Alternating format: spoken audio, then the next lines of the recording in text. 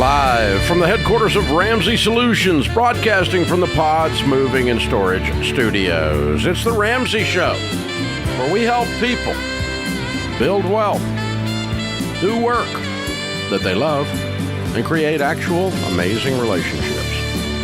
Thanks for being with us, America. We're so glad you're here. Ken Coleman, Ramsey personality, #1 best-selling author of the book Paycheck to Purpose, and host of the Ken Coleman Show, where he talks about your job, your career, how you make money every day.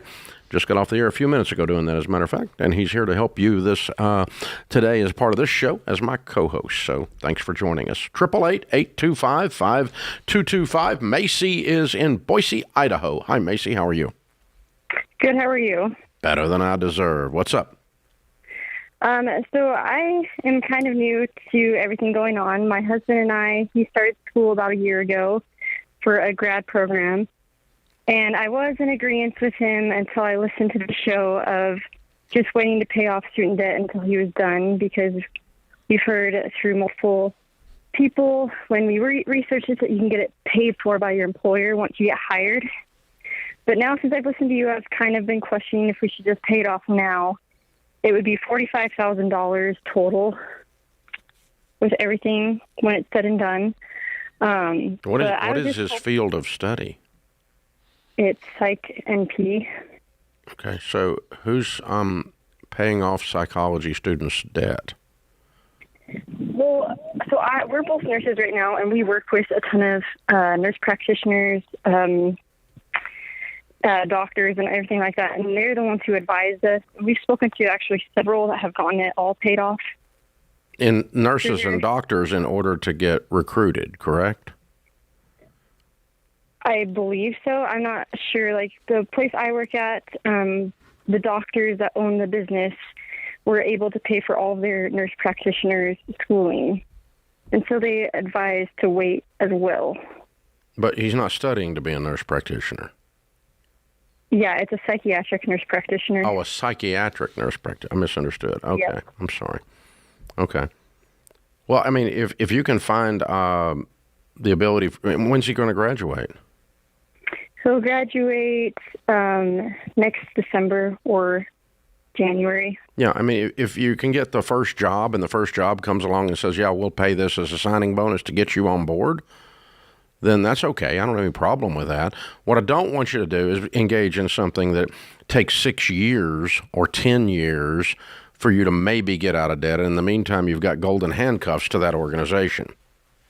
Okay. So some of these I'll pay your student loans off offers have pretty serious commitments to them, golden handcuffs.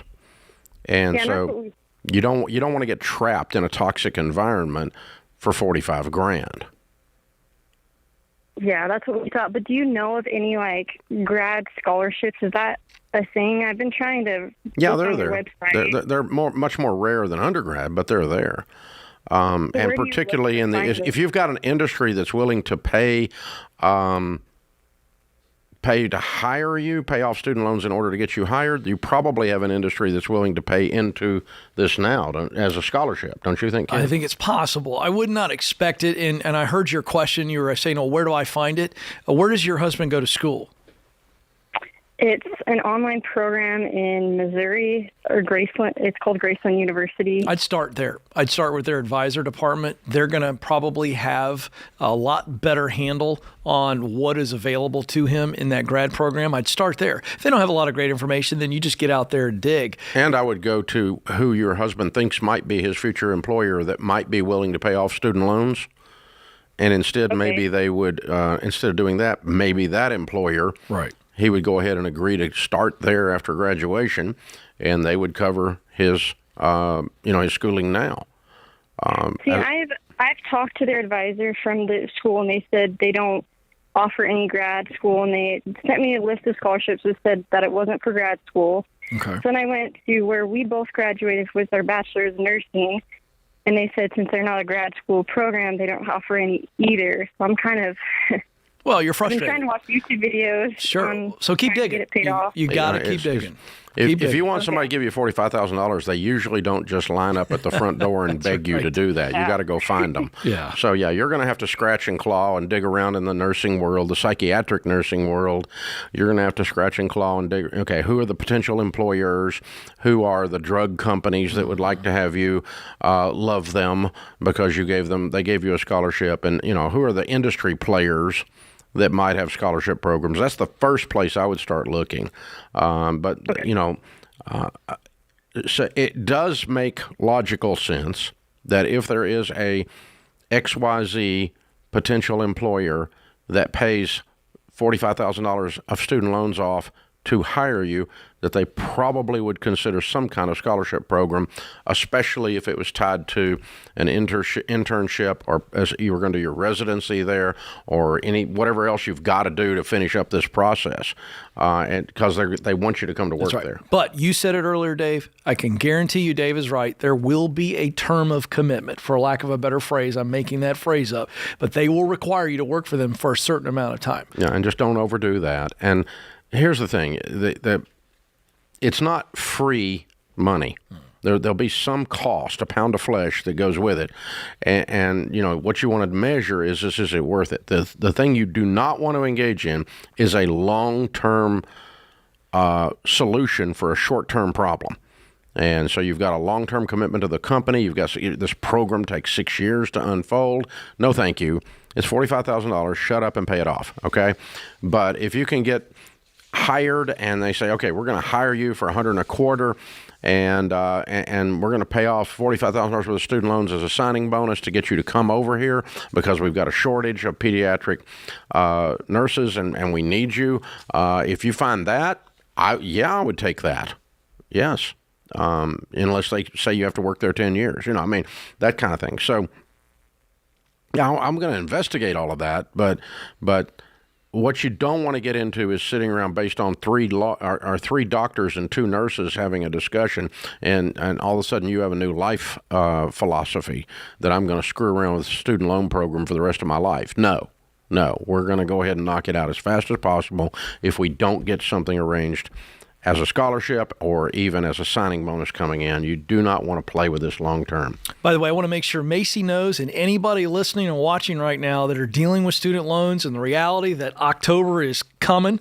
40 million people are going to be facing payments starting in October, and we've got an amazing live stream coming up Tuesday, September 12th, Dave, 7 p.m. You, Rachel Cruz, Jade Warshaw headlining that event to talk about how we got here as a nation. What do we do about it? That's you individually. You can do it. By the way, it's free. RamseySolutions.com/student loans. It's free. September 12th, 7 p.m. Central.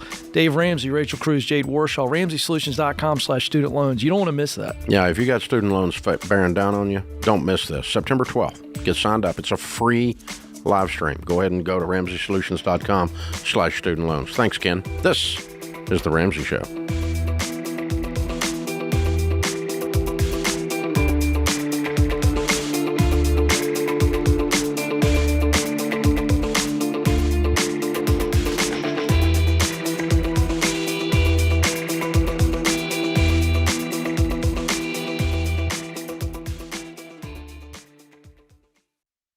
Well, you've all played the telephone game. The first person whispers a message to the second person, who whispers it to the third, and so on around the table until the original message has completely changed. Multiply that confusion by 100 if you run a business with different software systems that don't talk to each other. That's why there's NetSuite by Oracle. In the early days of Ramsey, we were using different systems for all of our business units. We needed one single source for accurate data. NetSuite was the software we used to optimize and take us to the next level. NetSuite gave us the visibility into all of our numbers so that we could communicate across departments and plan ahead better. And as we grew, it scaled with us. NetSuite worked for Ramsey, and it will make a difference for your business too. Join the more than 34,000 customers who trust NetSuite to help make them smarter and make better decisions and level up their operations. To learn more, get a free product tour at netsuite.com/Ramsey. That's netsuite.com/Ramsey.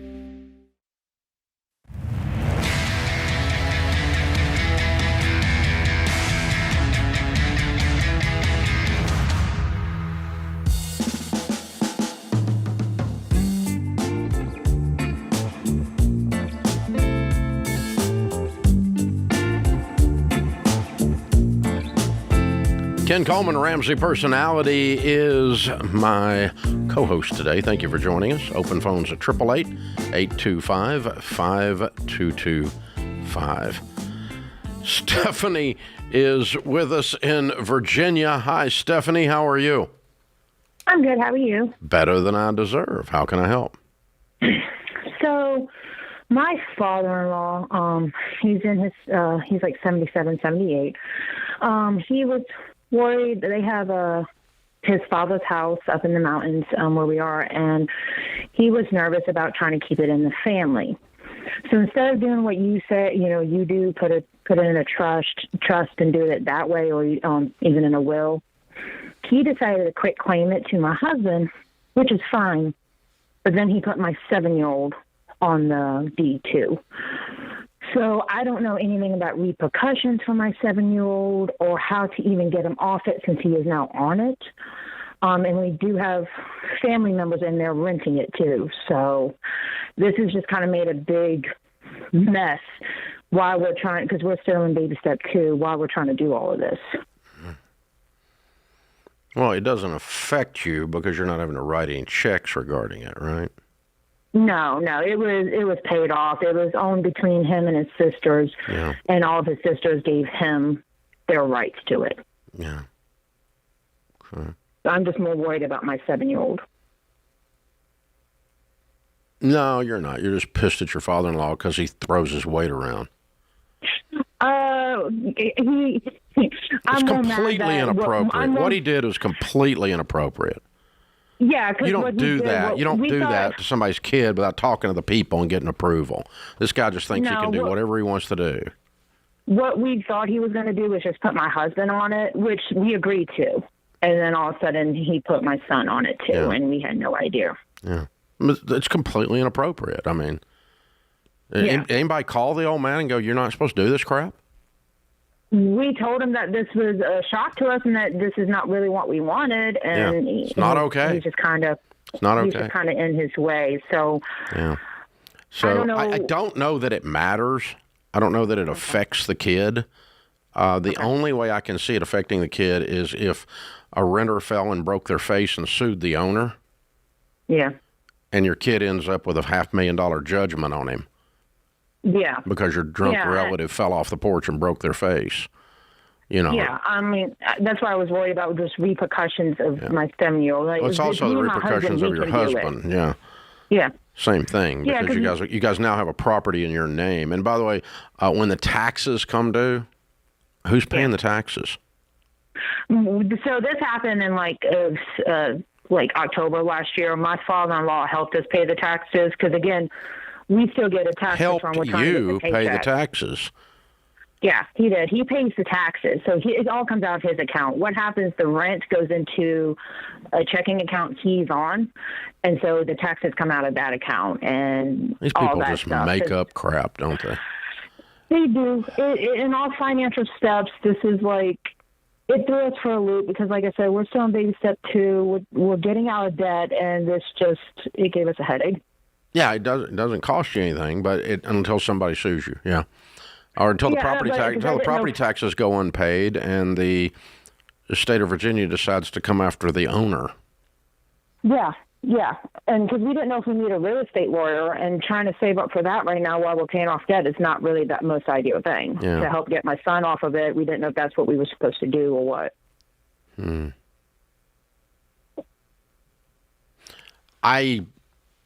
Eventually. I don't know that there's anything big hurry. I mean, the only thing I can think of is just the liability. It's just such a toxic family that I don't really know how to guard against this level of stupidity.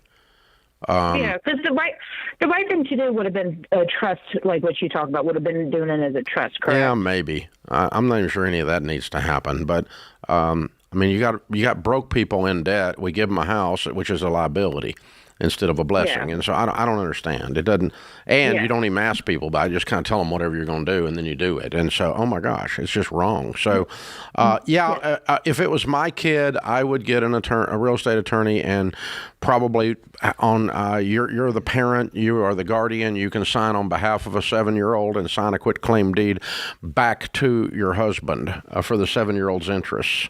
So and Dave, get it out of his name. Yeah. who are the owners in this deal? Well, Is it all of them, essentially? no, apparently her husband. Your husband's the only owner, right? And your kid. Yeah, so as of right now, yes, because my father-in-law was the only owner. Because his And a sister quitclaim deed is transferred not all even the a good ownership. deed. I mean, that's not all you're doing is I can give you a quitclaim deed on that same property, because all a quitclaim deed says is I quit claiming whatever interests I have, and so you don't even have a good transferable deed. You're probably going to have trouble when you try to sell it someday. So, but yeah, I'd get the kid's name off of it. It could just be a simple, your kid does a quitclaim to his father now, so now the whole thing is in your husband's name at that point. But I just think you guys got other problems that are way beyond the issue you're. And I was wondering if they should sell the house, if it had enough equity in it to help their situation. Well, they got a relative. Yeah, I mean, that'd be interesting. If you're going to this family's all about power moves, so. If he owns it, if her husband owns it, I was wondering, hey, sell it, take the profits, and put it towards baby step 2. Solve the whole problem, yes or no? Yeah. I'm not sure you can get. I mean, I'm not sure his title's clean. That's what you're. Okay. This is. It's just a weird deal. Yeah, this is hillbilly estate planning right here. I mean, that's what this is. It's just really, really bad. Okay. So, All right. oh gosh, I've seen this my whole life. Everybody around me does stuff like this, and they just make up stuff and think that because in their head this is the way it works. Right. It's actually the way it works, and then don't talk to anybody about it. Just go do whatever the heck you want to do to your 7-year-old grandson without talking to his parents. Oh my God, it's just jeez. So I don't know. I guess I would. The first thing you want to do is get a kid's name off of it. Then the second thing you want to do is you want to decide how much you want to stay in it, and whether you want to undo all this or not. Because I'm not sure it was meant to be a blessing, at least in the old man's head it's a blessing, but I'm not sure it's a blessing. All right, Andrew's in California. Hi, Andrew, what's up? Yes, I was wondering, should I cancel the extended warranty and service contract on my car to get a partial refund to use towards other debts? Yes. Doesn't matter what the vehicle is or Doesn't anything along those lines? Doesn't matter. Extended warranties statistically are 12% of the cost covers the actual probability of the breakdown.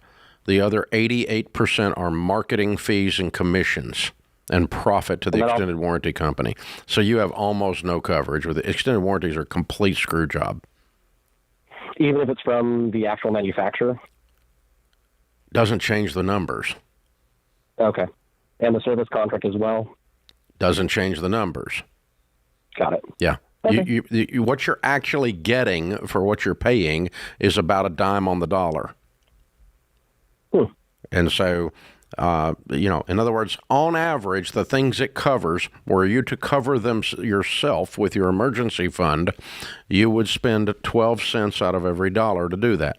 So if on average, if the extended warranty is $1,000, then $120 will cover what it covers on average. Now, on average means some things are high. Some vehicles might have higher, some might have lower. Your vehicle might be the one that breaks down, and mine might be the one that gets zero, or vice versa. But the average is going to be $120 per thousand, 12%. That's the coverages. And that's what all the data coming from the auto industry is. So, boys and girls, when you're buying a car, the number one profit center on the car lot is the 12 by 12 room where the finance manager lives. They make more money on putting you into debt and selling the debt contract back to Ford Motor Credit or back to your local bank and putting you into one of these stupid butt extended warranties than they do on the sale of the vehicle. The number 2 profit center is the garage. Way down the list on the car lot of where they actually make money is the selling of the car. The actual profit on the car, not much. It's the way they get you into finances and into extended warranties and into the garage where they make all their money. This is The Ramsey Show.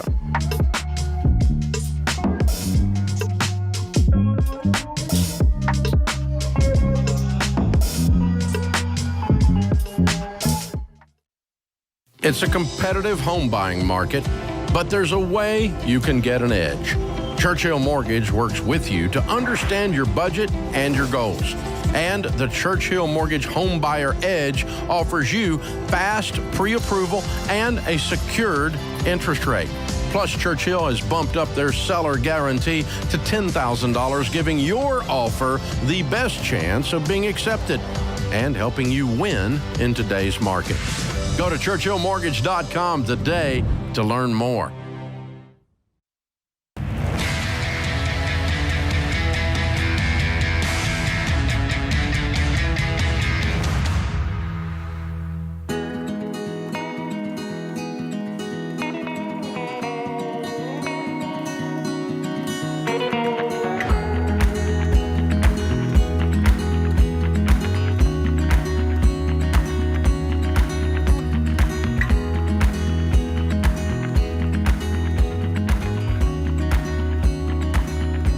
Thanks for joining us, America. We're glad you're here. Ken Coleman, Ramsey Personality, is my co-host today.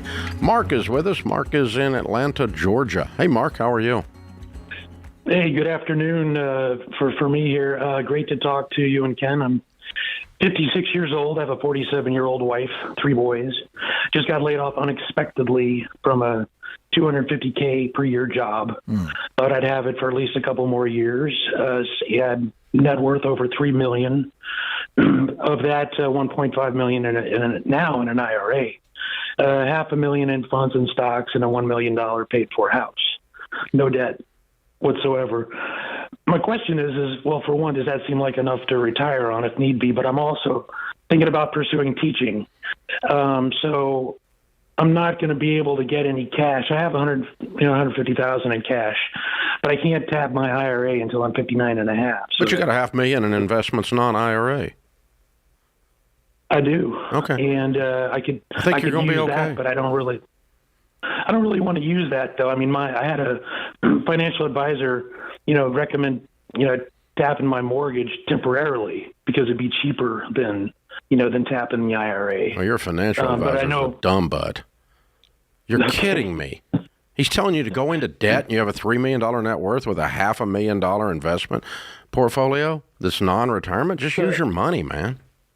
Why? So just sell stocks, pay taxes. Why are you? Yeah. Okay. Well, let's not forget, Mark, you told us briefly you wanted to teach. So you're not teaching for free. So based on your financial situation, how much money do you need to make to where you wouldn't even have to tap any of that money or very little? Yeah, I mean, that's what I'm wondering. I mean, I think we'll need, I got 3 boys, soon to be college. Most of that's going to be handled already. But, the teaching, it's going to take a little while to get certified, and that's probably a $56,000 a year job. That's correct. So it's more, almost, more like a little volunteer work. Why are you, would you have wanted to transition to teaching? It's interesting you said, I was hoping to do that for a couple more years. Had you already begun to think, I'm going to keep my $250,000 job for 2 or 3 more years, then go into teaching? Was that already the plan before the layoff? Yeah, absolutely. Just, want to give back. I'm an Army veteran. What were you Ever doing? Since my Army days. You mean my job? Yeah. It was institutional capital markets. Here's a question I have. I just wonder why you aren't looking to get back in the game, making about the same, maybe even more, and get back on track with the plan you already had. It just feels like you've accepted this idea that, well, I got laid off 2 or 3 years earlier than my ideal timeline, and so now all I can do is draw some retirement here. And I just wonder why not get back in the game. Yeah, it's either that or, start getting into teaching, which will take a year or 2 to get certified. We'll get back Right, in the so get game back in and the get game. the teaching certification. Yeah. Go make $500,000 while you're getting your teaching certification. $250 a year. It'll take a half a year or so to get a job. And how do you know? If I can find one. Because I've been looking around a little bit. Yeah. When did you get laid off? A month ago. Yeah. Okay. When you say looking around, what does that mean? And I mean specifically, what are you doing actively? Talking to people that are in the industry. I mean, basically what I did was a very unique capital markets job, Okay. and it's not easily replaceable. All right. It's something that, basically is, some of it's going to be automated and some of it's, just managed away. Okay, so And, hold on a second. So I can hear it all over you. You feel like I was so niche, I can't do anything else, and that's not true. You have skills and experience that were related to a very specific job that are transferable in a similar industry, yes or no? Yes. Then again, I mean, listen, let me acknowledge something, Mark. The data says that losing a job, being laid off, has the same psychological and emotional impact on us as losing a loved one. So that was a month ago. And so I want to make sure that it doesn't feel like I'm pushing you too hard here. I think this has rocked your world. It's thrown your timeline off, and it's understandable. And so you've got to process and heal from this. But I think part of the residue that's on you from this real loss is that you think that you are extremely limited. And if you hear nothing else from me and Dave, you're not limited. You're 56. You're not 96. You got a lot of skill. Right. A lot of experience, and dare I say, you have a lot of connections too. Yes or no? Absolutely. Mark, I want you to feel a hug through the phone here. You got to get back in there, man. You got a lot to offer, and I think this plan you have. And by the way, thank you for serving our country. You're a great American. Yes. You're a great American, and you've got a lot to give still. Dave, that's what I'm feeling. It's Okay. Let's say that I'm called immediately to teach, and I hear what you're saying, not. and that sounds good. You're not. You're escaping to it. That's you waving a white flag because you're hurting. Well, If you were called immediately to teach, you would have quit and gone and got your teaching certificate. You got laid off and then decided. knew eventually. And then you're going to try to tell me you're called. I'm not buying it. yeah, I hear you. Okay. But here's the deal, Mark. Even if you don't want to go the route of get back on the path to a 2 to 3 year plan, what Dave and I are saying is go get gainfully employed, make as much money as possible. Don't just fall back on that retirement reserve. Well, then, I just don't think use you the need it. $500,000, but we're not borrowing on a HELOC. Absolutely You not. probably need a new financial Gotcha. advisor. Okay, so let me ask you this. I'm curious, okay? What is it that you're wanting to teach and why? Ultimately, I want to teach high school business and finance because I have so much to give and so much knowledge that's going to waste if I don't give it back. What would be wrong with doing wanna that at the help. college level? Not interested. It's definitely harder. More, it would be more strenuous on me. I don't want to go into that type of environment. I like kids that are still molded, that are in their teens. As an old Army sergeant, I feel like, I can be a stake in the ground as far as right and wrong to a lot of these kids. One of You my know, and it's just favorite something finance that- professors teaching real estate syndication in my senior year was teaching a graduate level class that I jumped over and took, even though I wasn't doing grad work, was a practitioner like you. He was not a PhD. He was not a certified professor. He stepped over and taught 3 different high-end finance classes to college seniors when I was in college. And to this day, I remember that guy. And he actually had a cookout for the class at his house. We went to his house. I can drive to his house right now, and that was 43 years ago. I bet he doesn't live there anymore. But I mean, I think you might be that guy. And oh, by the way, that pays a lot more than $56,000 a year. Yeah, that's exactly So, right. honestly, the stuff that high school seniors can't comprehend. The stuff you've been doing, it's graduate level and senior finance level stuff. You can go do this if you want to. I'm just challenging the overarching thing that this is what giving back necessarily means. So if you want to teach basic financial literacy, hey, we'll give you a financial piece. We'll give you the Foundations in Personal Finance high school curriculum that's been taught in 48% of the high schools, and you can go teach it for your high school once you get certified to be a math teacher. But it seems a little crazy to me that a guy that is as qualified as you has to go get certified to teach math to seniors in high school because you can do math in your sleep. Yeah. What we want you to hear, Mark, is you got options. Yeah. And you felt like a guy, you present like a guy who doesn't have many options. And one option you don't have is a HELOC. That is absolutely unnecessary. And heal from this. Get your head up, shoulders back, and look at some options to get back on that 2 to 3 year plan. I think things are going to develop as you begin to look for them. This is The Ramsey Show.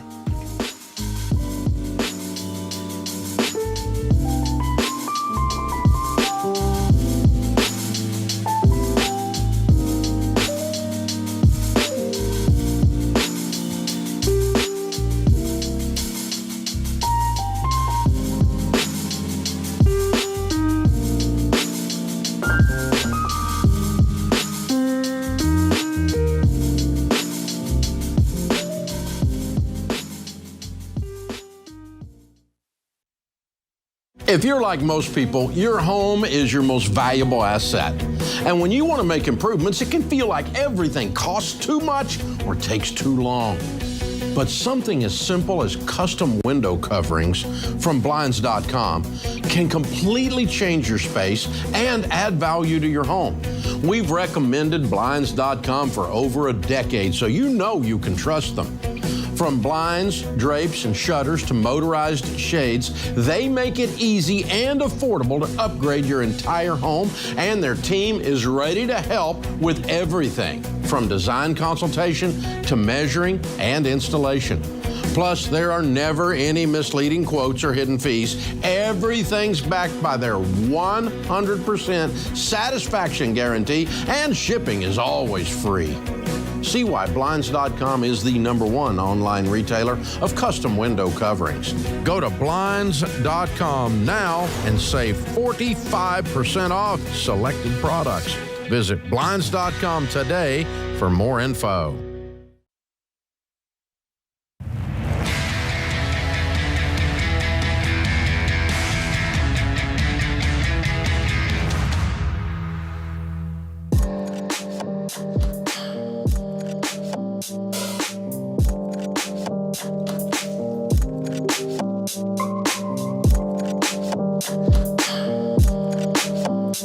Ken Coleman, Ramsey Personality, is my co-host today. Thank you for being with us, America. We're glad you are here.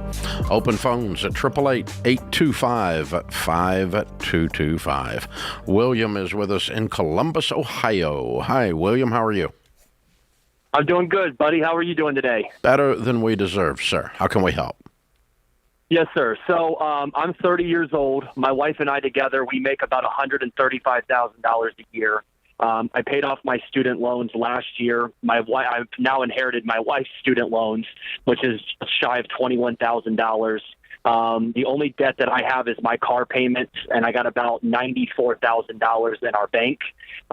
Just looking for some advice. Do we pay off our student loans, with the cash that we have, and then invest the rest of them? Or do we make the payments on it and try to pay it off within the next couple of years? When did you get married? Our cash. We got married in 2020. So how come it took 2 years for you to inherit your wife's student loans? 3 years. We kind of sat around during the pause and wasn't really too smart on. You're missing my point. I'm messing with you. I'm sorry. So you inherited your wife's student loans the day you got married. Okay, that's what I'm trying to tell you. So you've had those all along. They didn't just show up. That's what I was trying to figure out. Now, how much are they? What's the balance on the student loan? I think it's $20,600. Okay, and the balance on your stupid car? $33,000. I'm making double payments on my payments right now to offset the interest at the end of my loan. All right. Well, William, what we have done here for 30 plus years is try to figure out and help folks like you figure out what the shortest distance between where you are right now and having a $1 million net worth and being wealthy. Okay? Yes, sir. And what we've determined is, over the years, that the most powerful wealth building tool that anyone has, or most anyone has, is their income. And when you give your income to car companies and student loan companies, instead of putting it into your 401k and into mutual funds, you slow down and you limit the speed by which you become wealthy. Does that make sense? It does. Okay. Absolutely. So that has led us to be the get out of debt people, although really what we are is the get rich people, and the fastest way to do that is get you out of debt. Okay. Yes. And so that's the paradigm through which, or the decision-making framework through which we answer your question. So knowing what I know now, having gone broke and lost everything in my 20s, and then you got the opportunity after becoming a millionaire from nothing, and then becoming a millionaire, now a multimillionaire again, and having coached more people into $1 million net worths than probably anybody out there, what would I do knowing all of that if I woke up in your shoes? That's the way we answer questions. Is that okay? Yes, sir. Based on that, I would pay off your car and pay off your student loan as soon as you get off the phone. Okay. You have $94,000. You only owe $53,000. You still got $40,000. Now, what we teach, the process we teach is called the baby steps, and the first baby step is save $1,000. Well, you've obviously done that one. The second baby step is to become debt-free, everything but your house. And you're going to do that when you get off the phone, and you're going to have $40,000 left over. Does that sound about right? Yes, sir. Okay. Yep. And we're also looking to become first-time home buyers as well. That's wonderful. Then the third step, baby step 3, is to have an emergency fund of 3 to 6 months of expenses. For you guys, that's probably around 20, 25 grand. Okay? Yes. So of the 40, we're going to set aside 20, and that's going to leave you 20 in your down payment fund. Now you have no payments except your rent and your budget, and you're going to start living on a detailed budget so you can squeeze as much out of it and add to that $15,000 down payment fund as fast as you can. Next spring, you should be able to put down a really nice down payment on a home next spring. Yes, my wife and I are actually able to put back in our savings account because I actually just got a nice bump in my pay. We're putting back about $2,800 a month, and that's after me contributing close to 50% plus a car payment that you used to have, plus a student loan payment that you used to have. Yes, because sir. we just got rid of those. So you're going to be able to save $3,500 to $4,000 a month, and adding that to the $15,000 down payment fund, leaving a $20,000 emergency fund alone, and you're debt free, puts you into a really nice down payment next spring. And then be putting 15%. So this is how this plan works. It just smooths everything out. A lot of peace involved, a lot of stability involved, no stress, but leaning in and doing this. So I think you're actually going to do this. It sounds good. I'm going to send you a copy of the book, The Total Money Makeover. 12 million people have read it. And or more. 12 million people have bought it. I don't know if all of them read it, but some people read more. Some books got read by more than one person, so I think we're good. We've heard a lot of stories of how they bought it, or it was given to someone who bought it and turned into a really nice coaster, and then shows up miraculously at the right time when they're ready to do it. Been sitting on the coffee table for 4 years until anyway. All that aside, we're going to give you a copy of it, and you enjoy it. It'll give you the details on how to work exactly why I said what I said and where we tell you to go step by step by step by step. And dude, you really ought to be have your first $1 million net worth within about probably 5 to 6 years from right now, if you'll follow the stuff that we teach. Because you had a really good start. You're a great saver. You had $94,000. Somebody was a great saver. You or the wife or both of you. I mean, he's got the discipline. And to your point, and he's teachable. You know, when we tell people sometimes to liquidate, and I shouldn't say liquidate, but to take a large chunk of money they've been saving to actually kill debt, it freaks them out. He didn't feel that way to me. He was like, he didn't flinch. Okay, all right. He's what's known as, William is coachable. Yes. Coachable is a good thing. Coachable will get you hired at Ramsey and keep you hired at Ramsey. Being uncoachable will cause neither of those things to happen. And by the way, that's usually out in the real world too. Yep. You know? Hello, for real. Open phones at 888-825-5225. Nicole is in Indianapolis. Hi, Nicole. How are you? Hi, Dave. I'm doing well. How are you? Better than I deserve. What's up? I am calling because my husband and I are working on paying off our debt, and he had wondered if it would be a good idea to stop contributing to our 401k to pay off until the debt is paid off. How much debt do you have? We have $50,000 in consumer, and then our mortgage. Oh, just your mortgage. Just your consumer. Okay, and what's your household income? He makes about $100,000 a year. I'm a stay-at-home mom. And how much debt have you paid off so far? We just recently started tackling it hardcore after we had our daughter. Mm-hmm. So in the last 4 weeks, we've paid off about $1,000. Okay. All right. So if you pay off $25,000 a year, that's $2,000 a month. Okay, which you should be able to do on $100,000 income. That takes you 2 years to be debt free. Does that make sense? Yes. Okay. Obviously, if you pay more, you'll be out of debt faster. And if we tighten this budget on down and get after it, I like it.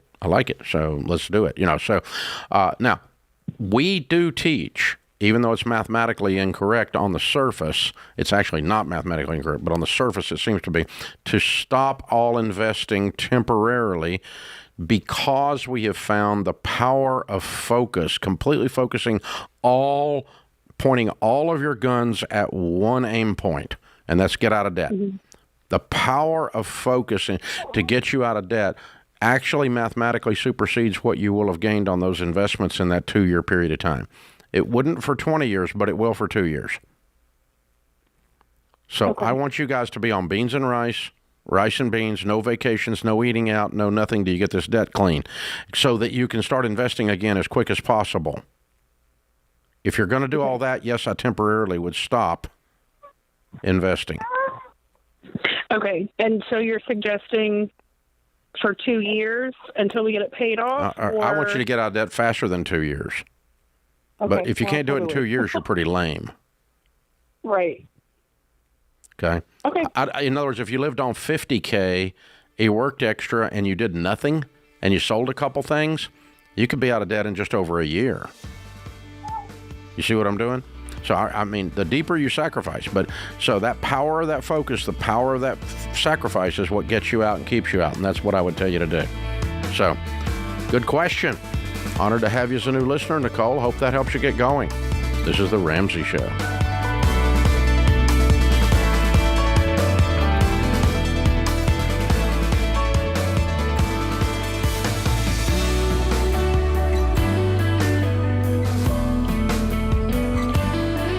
Hey folks, Ken Coleman here. Did you know The Ramsey Show is one of the most popular podcasts in the world? Get your daily dose of advice on life and money. Check out all of our shows from the Ramsey Network wherever you listen to podcasts.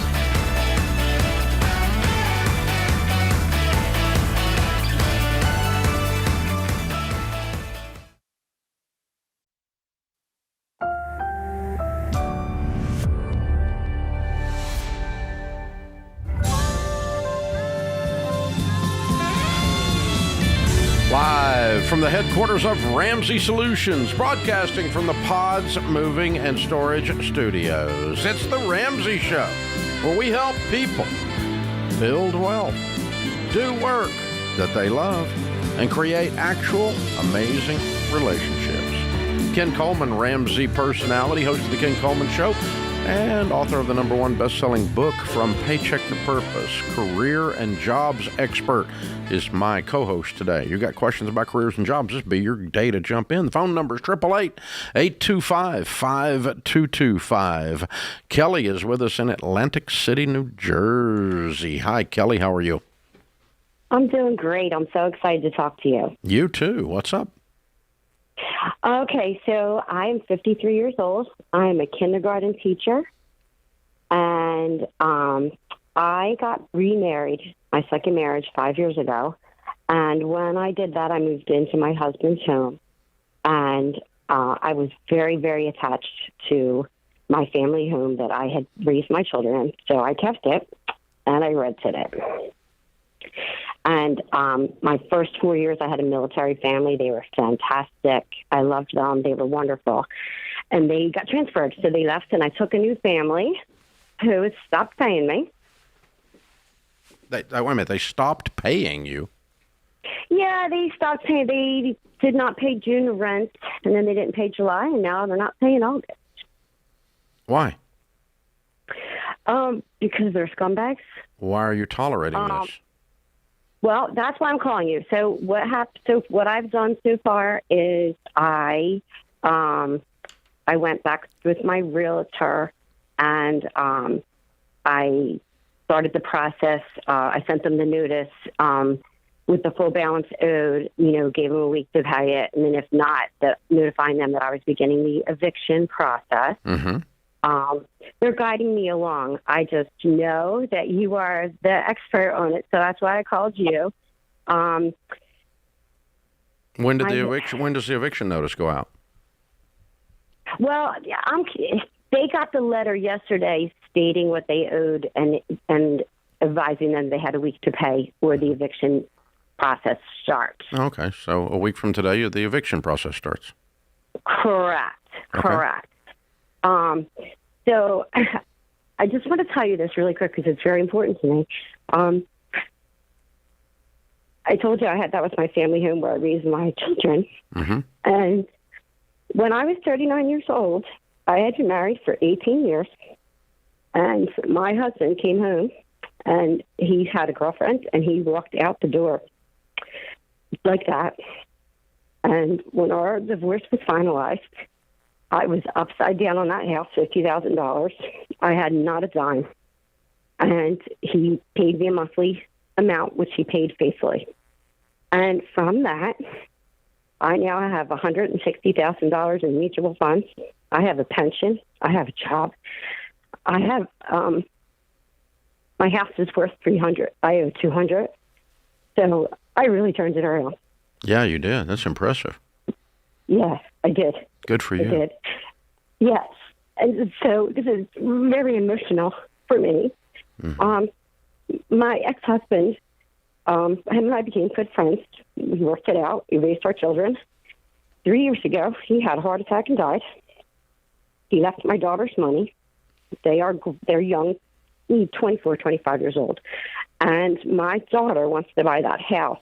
She wasn't ready yet. She was finishing college. Mm-hmm. I didn't want to rush her. She felt young mm-hmm. and to take care of a home. Mm-hmm. So that was the reason I rented it. Mm-hmm. So, the intention is that she'll buy it. She's mm-hmm. got the funds to do that. Mm-hmm. But we're not ready to do that yet. Okay. So just evict the scumburgers. Right. So. Okay. So what do I do? I just get a lawyer and go to court? Like, how does that work? Yep. Well, it works different in every state. And I don't know the laws in New Jersey. I'm going to make an assumption that they're more difficult to evict in New Jersey than they are in Tennessee. In Tennessee, everything's pretty easy. People don't pay, we put them out. It's pretty simple. You may have to go through a whole different rigmarole there than I don't know. I don't know what your law. Do you have a written lease with these scummy people? Yes. Okay. Good. Yes, I do. Okay. I went through a realtor and I have a lease. Ask your realtor who they use, what attorney they use for evictions, and call that attorney as soon as you get the name, and send them a copy of the lease and tell them to start the process, and tell them what you've done. And as long as you have followed what the law says on proper notice and everything in your area, then just proceed with the eviction. And don't stop the process for anything except these people leaving your home. Okay. Unless the law requires you to. Okay? So meaning if they were to pay me some money, don't stop? No, don't accept money. They need to move. Okay. They need to move. They have broken trust, and we don't want them there anymore under any circumstances. Even if they bring you 100% current, they need to leave. Yes, I feel the same way. I don't trust them at all. And just one final question. I'm paying. Sorry, I got myself together now. I'm paying my bills on that home. Mm-hmm. I use my emergency fund. Thank the good Lord that I have one. Mm-hmm. And I'm continuing to use that. I'm trying to prepare just mentally for how long I might think. I mean, this can't go on for more than a year, can it? I have no idea in New Jersey. You need to talk to an attorney, and they'll tell you exactly. I can get them out in 21 days in Tennessee. But in Jersey, I don't have any idea. Okay. And so my guess is it's probably a 3-month to a 6-month program there, but I really don't know. Some states require ridiculous notice, and they require 6 different kinds of notices, and they require you to do it certified mail, and you have to be able to do all this stuff. So you may have to start over on the demand letter that you did, because you may have done it without good legal advice. But you need to find out exactly what the process is, and don't miss a day on the process. Tighten up that calendar, because what people do is they go, oh, well, you've got 30 days, and then they wait 40 days to do the next thing. No, do it at 30 days and 10 minutes. Okay? And then right on the wire, on everything, and move them out as fast as you possibly can. And because here's your other problem. Every day they stay there disrespecting you, there is a day they're more likely to tear up your house. Agreed. In addition to this, and you're not going to get any money out of these deadbeats probably. All you're going to get from this is a PhD in evictions. You're going to get a degree, a new certificate on how to do evictions. You're going to know how to do it now in your state. So find out what the law is in Jersey. Follow the law exactly and start immediately, and don't miss a deadline. Hit every milestone, every marker exactly on the head, and move them and push them and move them and push them and move them and push them. This is The Ramsey Show.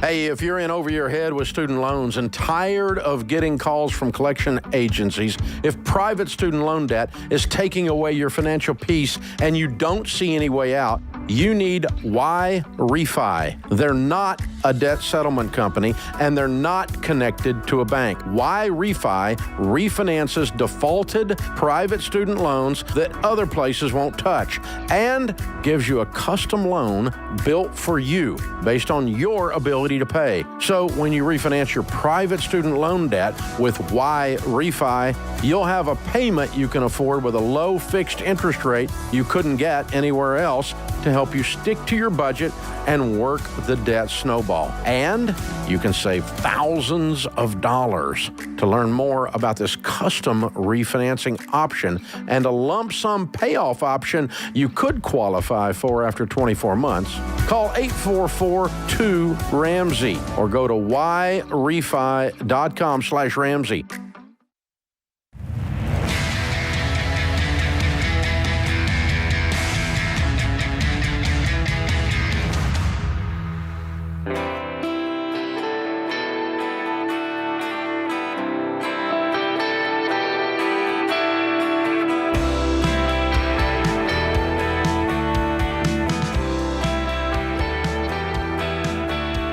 Ken Coleman, Ramsey Personality, is my co-host today. Kay is with us in Amsterdam. Hi, Kay. How are you?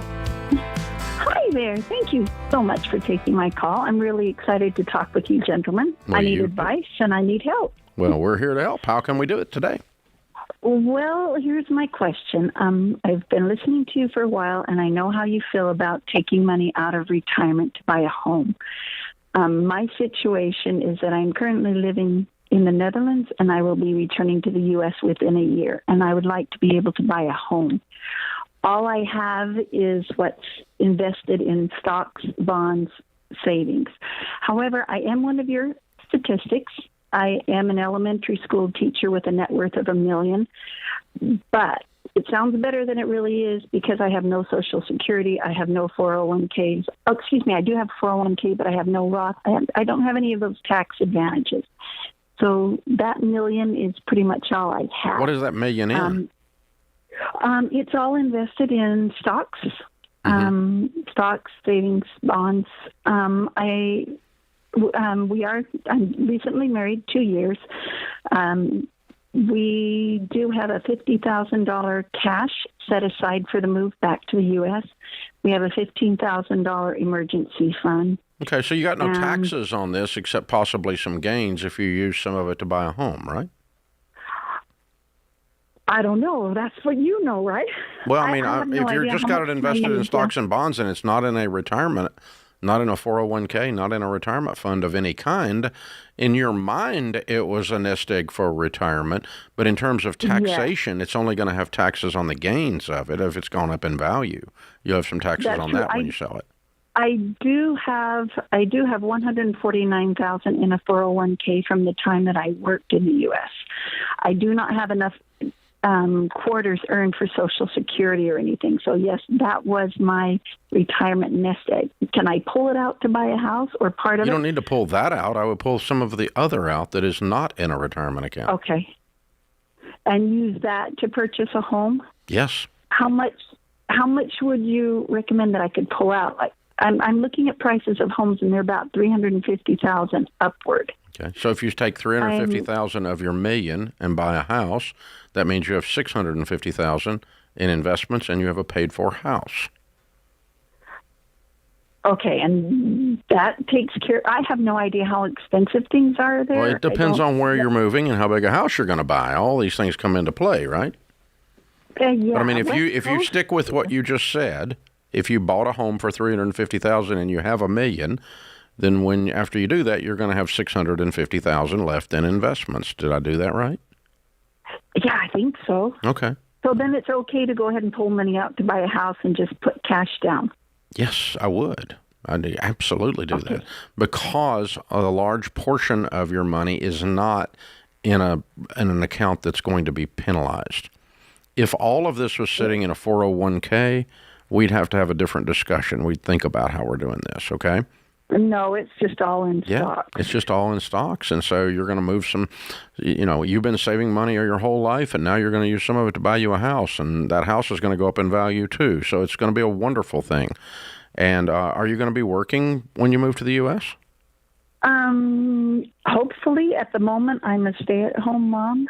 Our household income here currently is $60,000. I have no idea what the job market's going to be like there. And you're getting married, you said, right? No, recently married. 2 years. Yeah. Okay. 2 years married. Okay. So, and our current household income is $60,000. Yeah. So is he American or what? No, Dutch. Dutch. Okay. So he's going to move to the U.S. obviously with you, and hopefully move through marriage towards dual citizenship and be employed here. Correct? Correct. Okay. But that's also, we're starting that whole job market thing there too. What does he do? The biggest thing, a dog groomer. Okay. Well, there's no shortage of dogs to groom in the U.S. You're going to have no trouble getting that. If that's what he does for a living, don't think you really got to apply. You just get you some clippers and go at it. I mean, that's how it works. It is true. The amount of money, folks, you need to look this up. I don't have it right off the top of my head, but I saw it recently. It's staggering. The amount of money spent by Americans on pets is mind-boggling. The amount of money that Dave and Sharon spend on a pet. Well, you're part of that big number. Is mind-boggling. Yeah. It's disgusting. But there you go. I think I sent my kids to college cheaper. But it's unbelievable. Yeah. But these things are, well, anyway, I love them. We love them. We love our puppies. And so there you go. And you're going to do just fine. He'll be fine. You know what he needs to do is pay cash for a nice little van, trick it out, and do the mobile grooming, because that's the game changer. If you can go to somebody's house and take care of the pet there. Yeah, you sound like a customer. I am. It's a game changer. Well, no, I say that, Dave. That's not fair. You know I have nothing to do. That's all Stacy. But she raves about it. Yeah. And the fact that she's happy and the dogs are happy, Ken's happy. I have nothing to do Megan with it. is in Jacksonville, Florida. Hi, Megan. What's up? Hi, how are you guys? Better than we deserve. How can we help?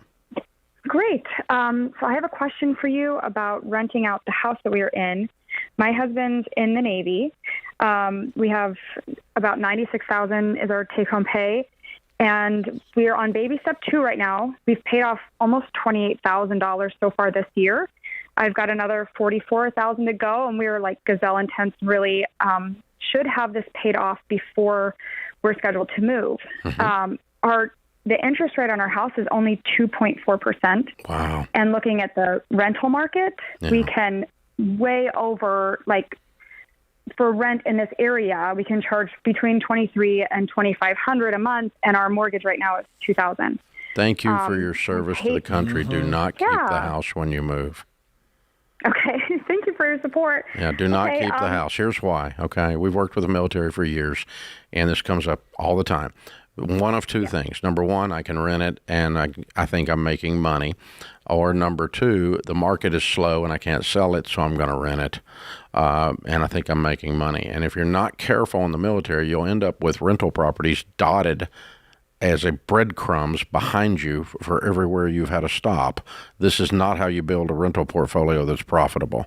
You're becoming an accidental landlord, because if you're living where do you think you'll be stationed next? Do you have any idea?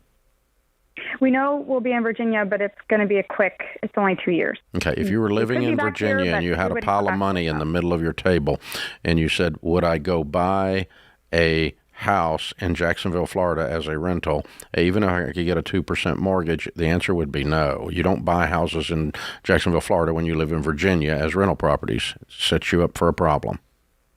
Okay. Long-distance landlording will get you bit. Make your life clean, make your life simple. Just take the money and go to the next stop. And if you're not going to be in Virginia but 2 years, then you need to rent. Yeah. That's what we were going to do anyway. Yeah, so you don't get stuck with it in the next move. But yeah, and again, thanks so much. Yeah, Virginia would be one of the big stops for the Navy, right? Yeah, Norfolk, Virginia is the largest naval base in the world. So you also have Air Force there as well. A lot of military transient in that area. Yeah, and so there's a lot of housing turnover because of that. Big time. Yeah, so that market can get you stung. Yeah. On that. And Jacksonville's pretty solid. You should be able to sell that house that you're in and be in really, really good shape when you're done. But way to go, Megan. Congratulations. I'm happy on your baby step 2 progress. That's very, very cool stuff. So, yeah, folks, wanting to own rental real estate is like one of the biggest things in America right now. Everybody wants to own some. But let me just tell you, it is not a good idea unless you pay cash for it and it's in your immediate area. And even then, you really have to have the constitution, the intestinal fortitude, the personality to deal with these things called renters. We had a sweet lady on the phone crying a few minutes ago from New Jersey who had renters that she can't get out that won't pay. And so, yeah, there's a process here. Anybody that calls rental real estate passive income has never done it. This is The Ramsey Show.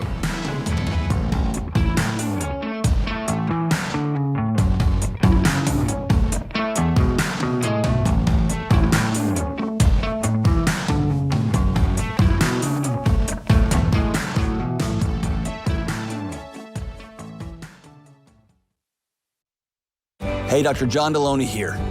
I'm a huge fan of both meditation and prayer. And good mental health includes slowing down, gaining control of your thoughts, and plugging into something bigger than you. And Hallow makes it easy to start a daily practice of meditation, prayer, and finding peace. Hallow is the #1 Bible app in the world, and you can tailor content towards your faith tradition. From scripture readings and prayers to meditation and journaling, Hallow makes it easy to practice prayer, meditate, and build a deeper, more meaningful spiritual life and rediscover true peace. Go to hallow.com/Ramsey today to get 3 months of Hallow for free. That's hallow.com/Ramsey.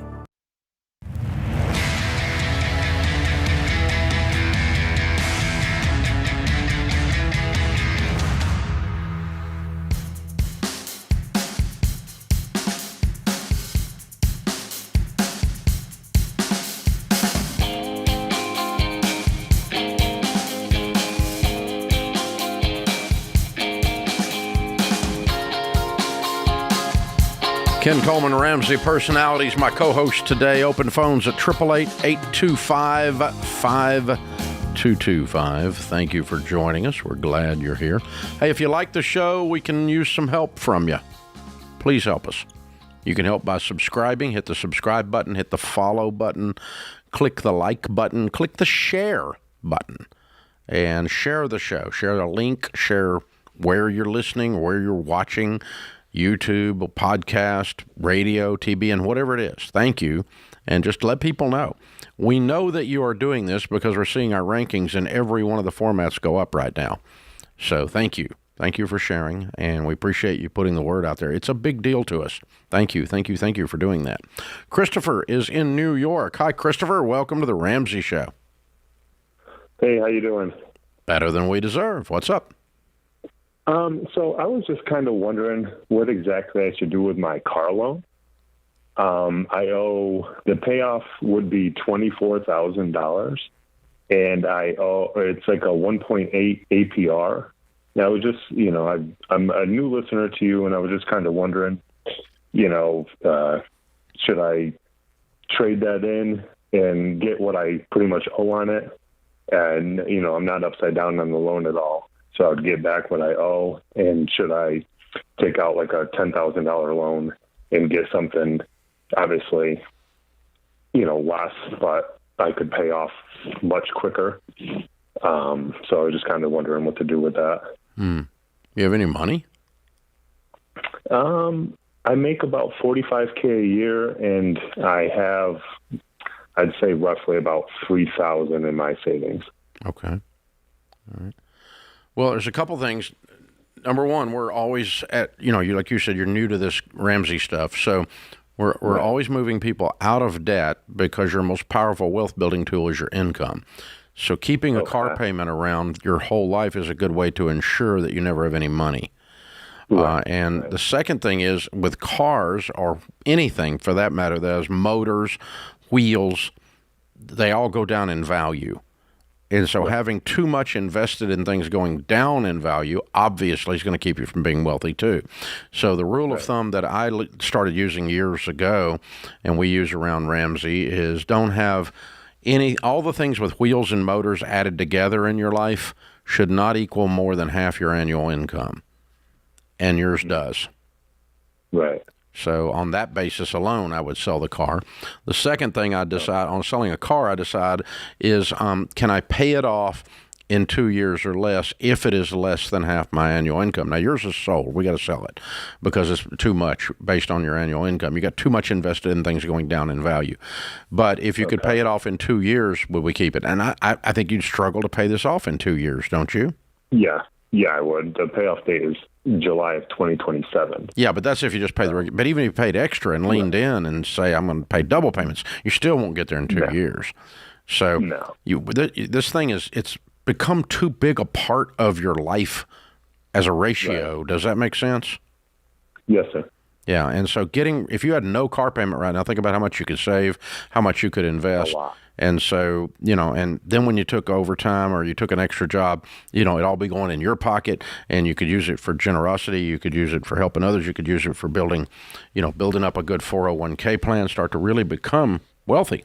And that's what I'd look like, or what I'd look towards. So, yeah, in your case, I think you already had come to the right conclusion, Christopher. Sometimes we're just here to confirm. I think it's a lot of times. I think people know what they should do, and they just need someone to nudge them. And we're happy to do that. And I would say, just generally speaking, we have a lot of new people. Christopher illustrates this. Dave, this is just something I lived in my own life. The car thing is so overblown in America. The car has become a status symbol. And I got to tell you, the status wears off pretty quick and is replaced by stress. And if it were me, I'd always try to move the car if it could help me get ahead and I could drive something that's a whole lot cheaper. It gets me from A to B. Then it motivates me to do everything I want to do to have a nicer car. And that's what Stacey and I did for years. And I got to tell you, it worked out for me. And we're seeing it today. I mean, we had our conversation with our son the other night. And he's telling me about this kid in his class that got a BMW. And I made a comment. Immediately I went, hey, he didn't get it.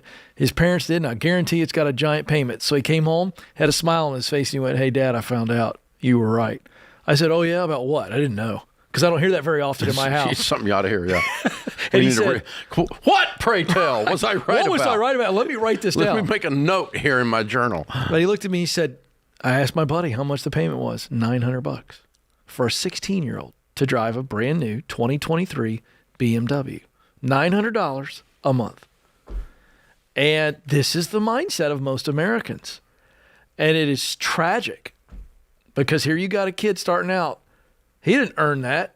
He didn't have any money. Kid's broke. His parents probably can't hardly afford it. Parents didn't earn it either. $900 a month payment on a brand new BMW that's losing value rapidly. He may run it into a guardrail. And you taught a kid that the way things look, the status is more important than the actual facts behind the scenes. That's correct. Behind the scenes, we've got broke people buying a 16-year-old. These people are brain damaged.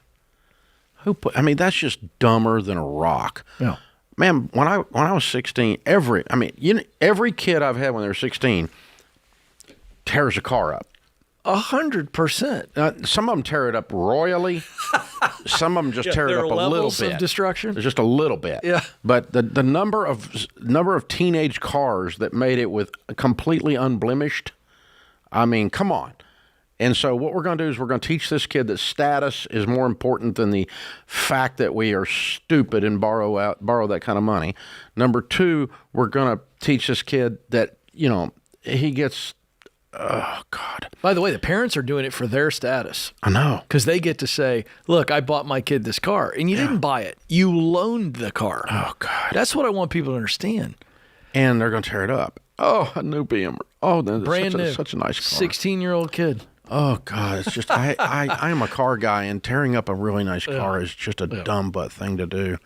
Why don't you just give it to an orangutan and give him the keys? It's the same thing. Oh, my gosh. God. Oh. Yeah. By the time my first car, by the time I got rid of it, it had been hit on every side. Or I had hit it on every side, I guess I should say. Oh, yeah. And the thing had so much Bondo in it, it was double the weight. Oh, the car my dad gave me when I was 16 was a turd with wheels. It was even that color. I named it the Brown Hornet because of my love of the Fat Albert cartoon series, but it was a way of making a joke at how ugly this was. The paint was bronze at one point, but it had probably 275,000 miles on it. It was a stick shift. Got me from A to Z. I want my child to be safe. Yeah. Then we should save them from you. Yeah. Oh, my gosh. Yeah. Oh, man. Oh, that's painful. But the object lesson was there. He got it. And honestly, when my kids were your kids' age, and they're all grown adults now with their own kids, but it was the same neighborhood and the same stupid stuff going on. Yeah. It was in one of the videos. I used to say, we live in a neighborhood where these stupid people buy a 16-year-old a brand new BMW, and then you just actually did experience that. That's just mind-blowing. Oh, God. Because I had to explain to my son, these kids that are driving this, their parents aren't paying cash. Well, because their parents are stupid. Right. So he had to find out. I said, well, I'll tell you what. Find out. I forgot that I told him. Go ask him. And sure enough, he had the guts to do it, and the kid told him. Because the kid's clueless. Yeah. Kid doesn't have any appreciation for $900 a month. That's a lot of money. Wow. So the point is, America, don't get hung up on the status of your car. Taught that kid that's the way to live his life. Mm-hmm. It'll take him 2 decades to recover from this negative lesson. It's just that regardless of the dollar amount, prestige is all that matters. Oh, you're killing me. This is the Ramsey Show.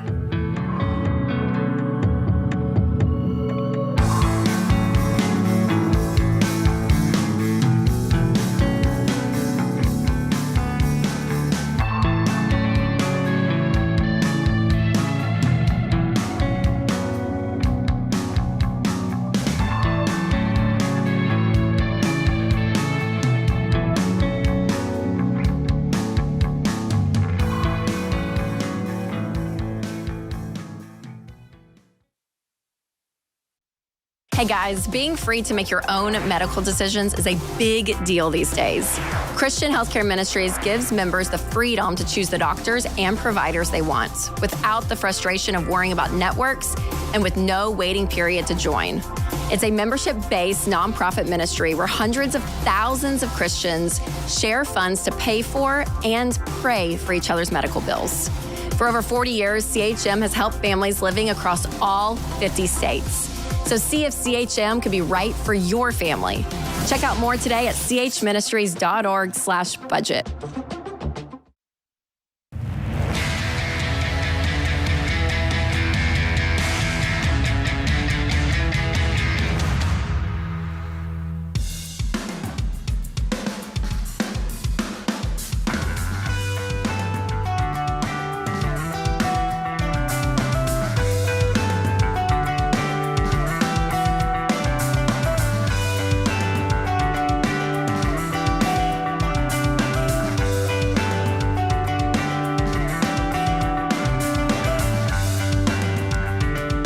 Ken Coleman, Ramsey Personality, is my co-host. Open phones at 888-825-5225. Angela is in Midland, Texas. Hi, Angela. Welcome to the Ramsey Show.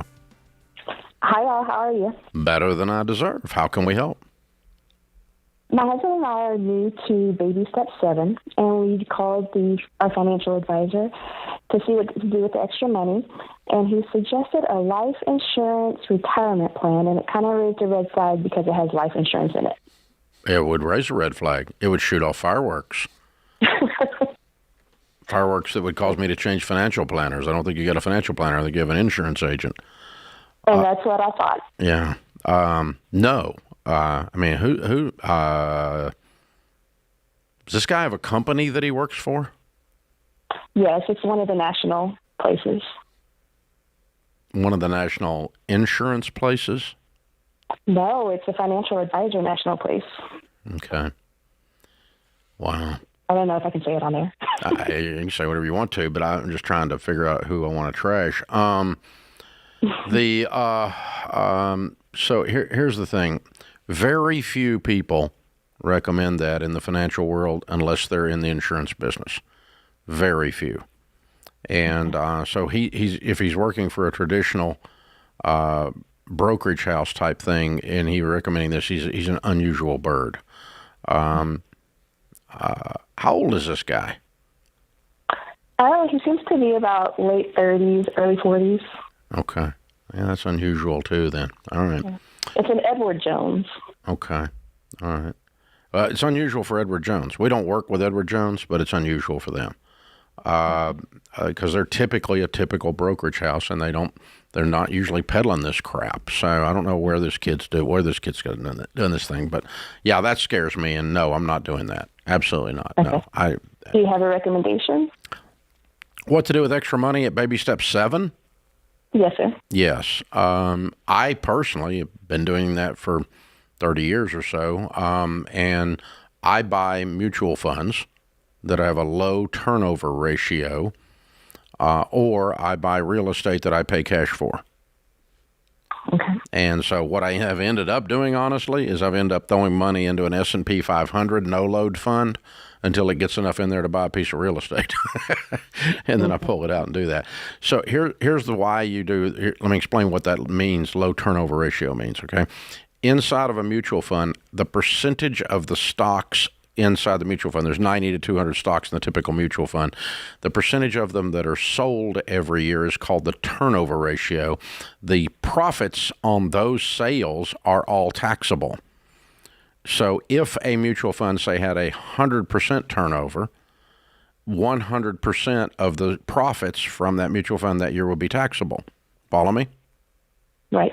If you don't sell a stock and it goes up in value, you do not pay taxes on the capital gain until you sell it. You understand that, right? Okay. Yes, sir. So if a stock goes from $50 to $70 and you don't sell it, until you sell it, you don't pay taxes on that $20 gain per share. Mutual funds are the same way. So if you get a low turnover ratio, like an S&P 500 will usually have a 3 to a 5% turnover ratio, meaning 95% of the profits are not taxable until you sell the mutual fund. And when you do sell the mutual fund out, you're going to pay taxes at a capital gains rate if you've held it for more than 1 year, and that rate would be 15%, a lot less than your ordinary income rate. So it's a great way to save money. So, capital gains growth of any kind is not taxable until you sell it. So if you buy a house for $100,000, it goes to $150,000 as a rental. You do not pay taxes on that capital gains growth until you sell the house. If you buy a low turnover mutual funds, you don't pay taxes on it. So it's basically tax deferred growth. Does that make sense? Yes, sir.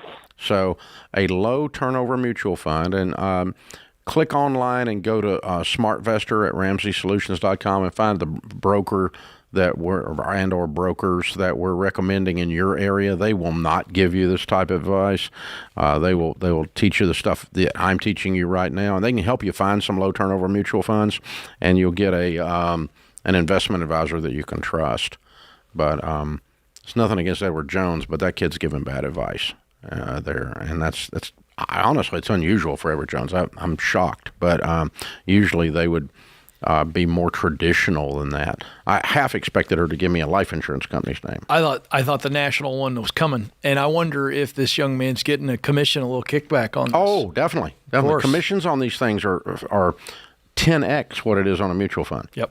Yeah, so it's a big commission item, but even then, the brokerage houses have abandoned it. Are these people, like a Raymond James or an A.G. Edwards or whoever. I mean, Merrill Lynch. They've abandoned selling this stuff long ago because everyone outside the life insurance business has figured out that these whole life and universal life products are absolute trash. They're horrible. Chunked full of fees, overpriced insurance. They get upside down and run backwards before you know it. I mean, it's a disastrous industry. It's an antiquated industry. And so the only people that say whole life insurance is good are people that sell it. That's the only one. I mean, but this kid's only bringing it up because, somebody brought it into some sales meeting, pitched this guy, and he's young and he just bit because he could say he got dollar signs in his eyes off the commissions. It's exactly what happened. Yep. That's right. Because again, I would wager to say, again, we don't do any business. No Edward Jones or Smart Vista Pros. Okay, but I'm not mad at them. They're a traditional good company. There's nothing wrong with the company in general, and so I do think this is unusual. Yeah. If you told me you're doing something like Northwestern Mutual, well, then I would have said, run. Yeah, right. Well, that's their way signature, different, right? Instead, I'm just saying you should reconsider who's giving you advice. Yeah, it's a little different. Oh my gosh, but yeah, that's what you're facing. So, wow. Yeah, whole life insurance and leasing a car are two signs that you are 100% intent on remaining in the middle class. Right. These are the payday lenders of the middle class. And, the lower class, generally, they get ripped off by lower socioeconomic ladder. I don't mean class, but I'm talking about class in terms of financial inputs. They get ripped off by tote the note lot, rent to own, pawn shops. That's who's in their end of town. Payday lenders are the worst of the worst, the scummiest of the scum. So the whole life insurance agent, the car leasing, is the payday lender of the middle class. Yep. That's what it amounts to. And, that's who rips them off. See, you don't see these things in the rich end of town. No, you don't. That's the other thing I wanted to ask you. You know why? Because rich people don't do that stuff. That's how they got rich. What's the ratio of people in Baby Step 7 really needing insurance? You become self-insured. She was just looking for a retirement. She was looking for an investment vehicle. Oh, I know. But I just wanted to bring this up for new listeners because this idea of insurance in general. Well, life insurance, I don't know. I mean, it's based on, net worth. If you die, is there enough money to take care of everybody that's left? Right. That's the formula. Right. And if you're sitting on $10 million and the kids are grown and gone and you die, you don't need life insurance. I don't have life insurance. Right. My kids are grown and gone. They're independent. Right. And there's hundreds of millions of dollars of assets left to Miss Sharon. She'll be fine, So I think she can struggle through. What do you think, So I don't think she needs freaking life insurance. So, you become self-insured by getting the kids grown and gone, getting rid of the debts, and building a balance in your retirement and your investments, right? That's right. So you got a couple $1 million in your retirement. You got a paid-for house. Kids are grown and gone. Your need for life insurance is gone. That's right. And so then the only time they would bring it up to somebody like Angela, in her case, is trying to sell it as an investment program, which is a bunch of crap. Yeah. Keep those in two separate buckets. One of those little emojis, turds with eyes on it. That's what this thing is. That's exactly what it is. We need that little pile of turd emoji, James. We need that. We need to be able to pop that up at will here. With a sound effect, maybe. Yeah. I don't know. We'll see. Just put it right there on the old whole life insurance right there. Boom. Right there. Boom. Boom. Right there. Yeah. Boom. This is The Ramsey Show.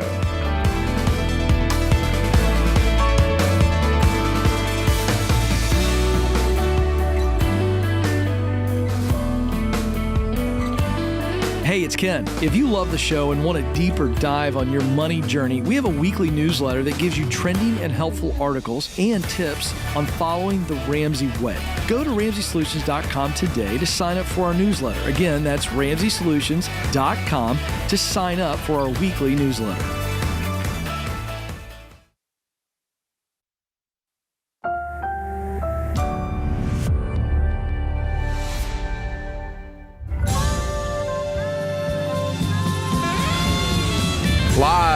the headquarters of Ramsey Solutions, broadcasting from the Pods Moving and Storage Studios.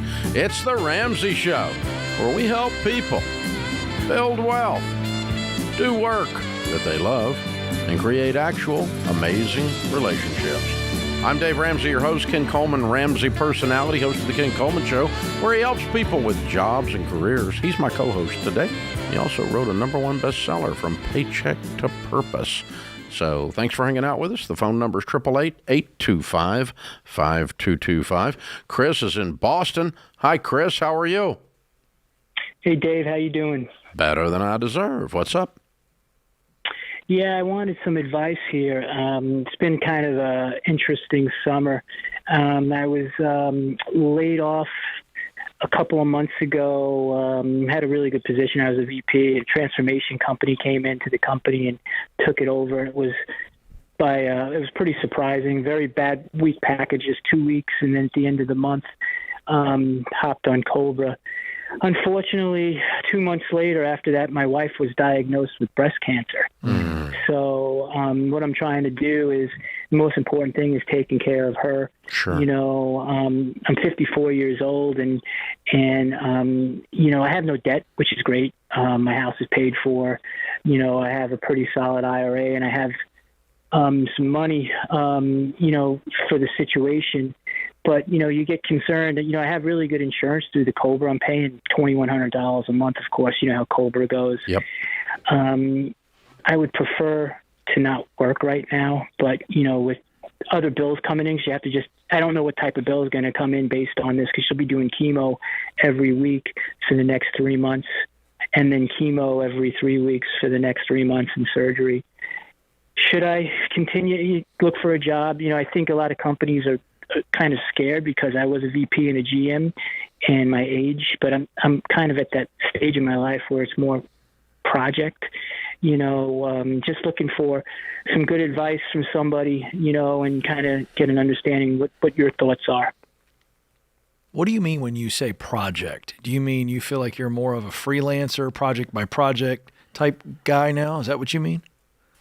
Well, I could go, look, I'll be honest with you. I could, you know, manage a large team, or I'm to the point, you give me a project, I can just, you know, from an innovation standpoint, from a strategic standpoint, even managing a P&L, I can go do that. You know, I don't need to manage, you know, a large team. You know, I don't want to, of course, you know, when you have those conversations, because they say, oh, you're overqualified, and you say, well, I could do this or that. You know how companies are, they don't think you want to work. You know, I think in my situation it might be helpful, you know, for a company for me to come in with my experience. I think so too. I think, by the way, if you ever run into that right now, yeah, let me just say this real quick on if you ever run into this, you're overqualified. Let me tell you what that's code for. Okay, that's code for they think that you're not going to stay. That you're not going to stay, or they also think that they can't afford you. And I think what you have to say is you have to tell them your situation and go, hey, I'm flexible. Make me an offer. And a lot of times we hear that. People look at someone's resume and they go, why would you be downshifting? It starts to come up with red flags, yellow flags. So that's all about communication. Just want to address that. If you're very clear in the interview process, tell them who you are, what you're about, how flexible you are. That's a whole different ballgame. Yeah, look, I've made the big salary. And sure. The other thing is you don't want to play that down, because when you have that conversation, I don't know if it causes a red flag too. You know what I'm saying? I don't need to make that, you know, $250 money. That's you know, what you were making last time. Yeah, I was making $250 plus 35% bonus. The bonus was coming in, you know. So, and that's probably in the range for my last couple of jobs. Well, again, let me just say this. Don't play anything down. I'm not telling you to play it down. I'm telling you to be open and communicate clearly. And once people have all of their questions answered, it's not sketchy. There's nothing sketchy about you, especially where you're at. So I think the big issue comes down to how much you want to stay at home right now and where you stand on that. I think that's driving this next decision. Yeah. Well, that's I mean, it sounds like you got 2 solid months of caretaking. Yeah, I feel like at least the 3, just the every week process, if we're going through the chemo. I've never collected unemployment before. I'm collecting unemployment now, and Boston's pretty good.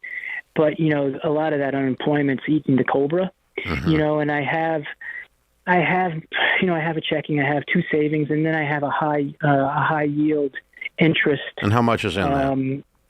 My high yield interest at 4.5, about $180K. Okay, and what are you burning a month? Let's see. I'm getting from unemployment $3,400.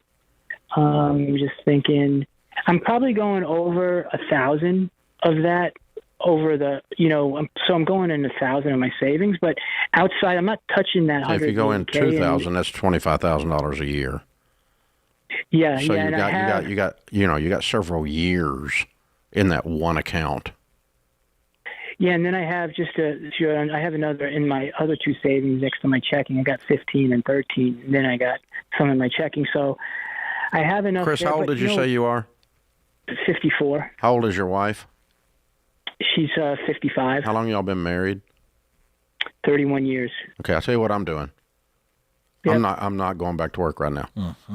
Okay. You got $180,000. Just pull $2,000 a month out of there. That's $25,000 in the next year. Spend the next year taking care of your wife, sir. Okay. She needs you. Okay. She needs you. Definitely. And you're still going to be just as employable at the end of it. You've got plenty of money. You've got plenty of margin. You're going to be just fine. $25,000 does not change your life. Yep, totally. And you spend a year with your wife while she's going through this does change your life. Oh, 100%. You know, I just want, like I said, it's important to hear it from good people. Yeah. You guys do such a really good job, and I try to follow everything that you guys have said. And you can keep the COBRA going at least that long. Yeah, I have the COBRA for 18 months, so it's a good thing. It goes through December 2024. Yep. So 6 months before that COBRA runs out, I'm gonna get real serious about landing a job. Yep. But before that, the next 12 months, I'm gonna ride with her. Next 9 months, whatever it is, let's get her the other side of this, and because this is beatable, it's just going to be a year of hell to beat it. Yeah, that's exactly, and like you said, the most important thing is her. To be by our side, and we have God on our side too, which is a positive thing. So, Amen. And Chris, and one encouragement: when you get back in this thing, no one's going to worry about that gap.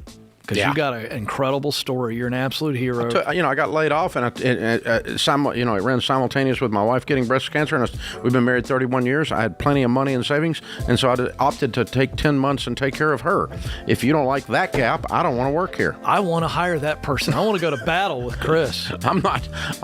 That doesn't affect you at all. And by the way, by people of character. And kudos to you, Chris, and your wife. You are the poster children for financial peace to be able to ride through this storm right now. Because they've been disciplined. They got choices. You got options because they've done a great job with their money, and they got a great value system. So, I just want to don't worry about career for 10 months at least. This is the Ramsey Show.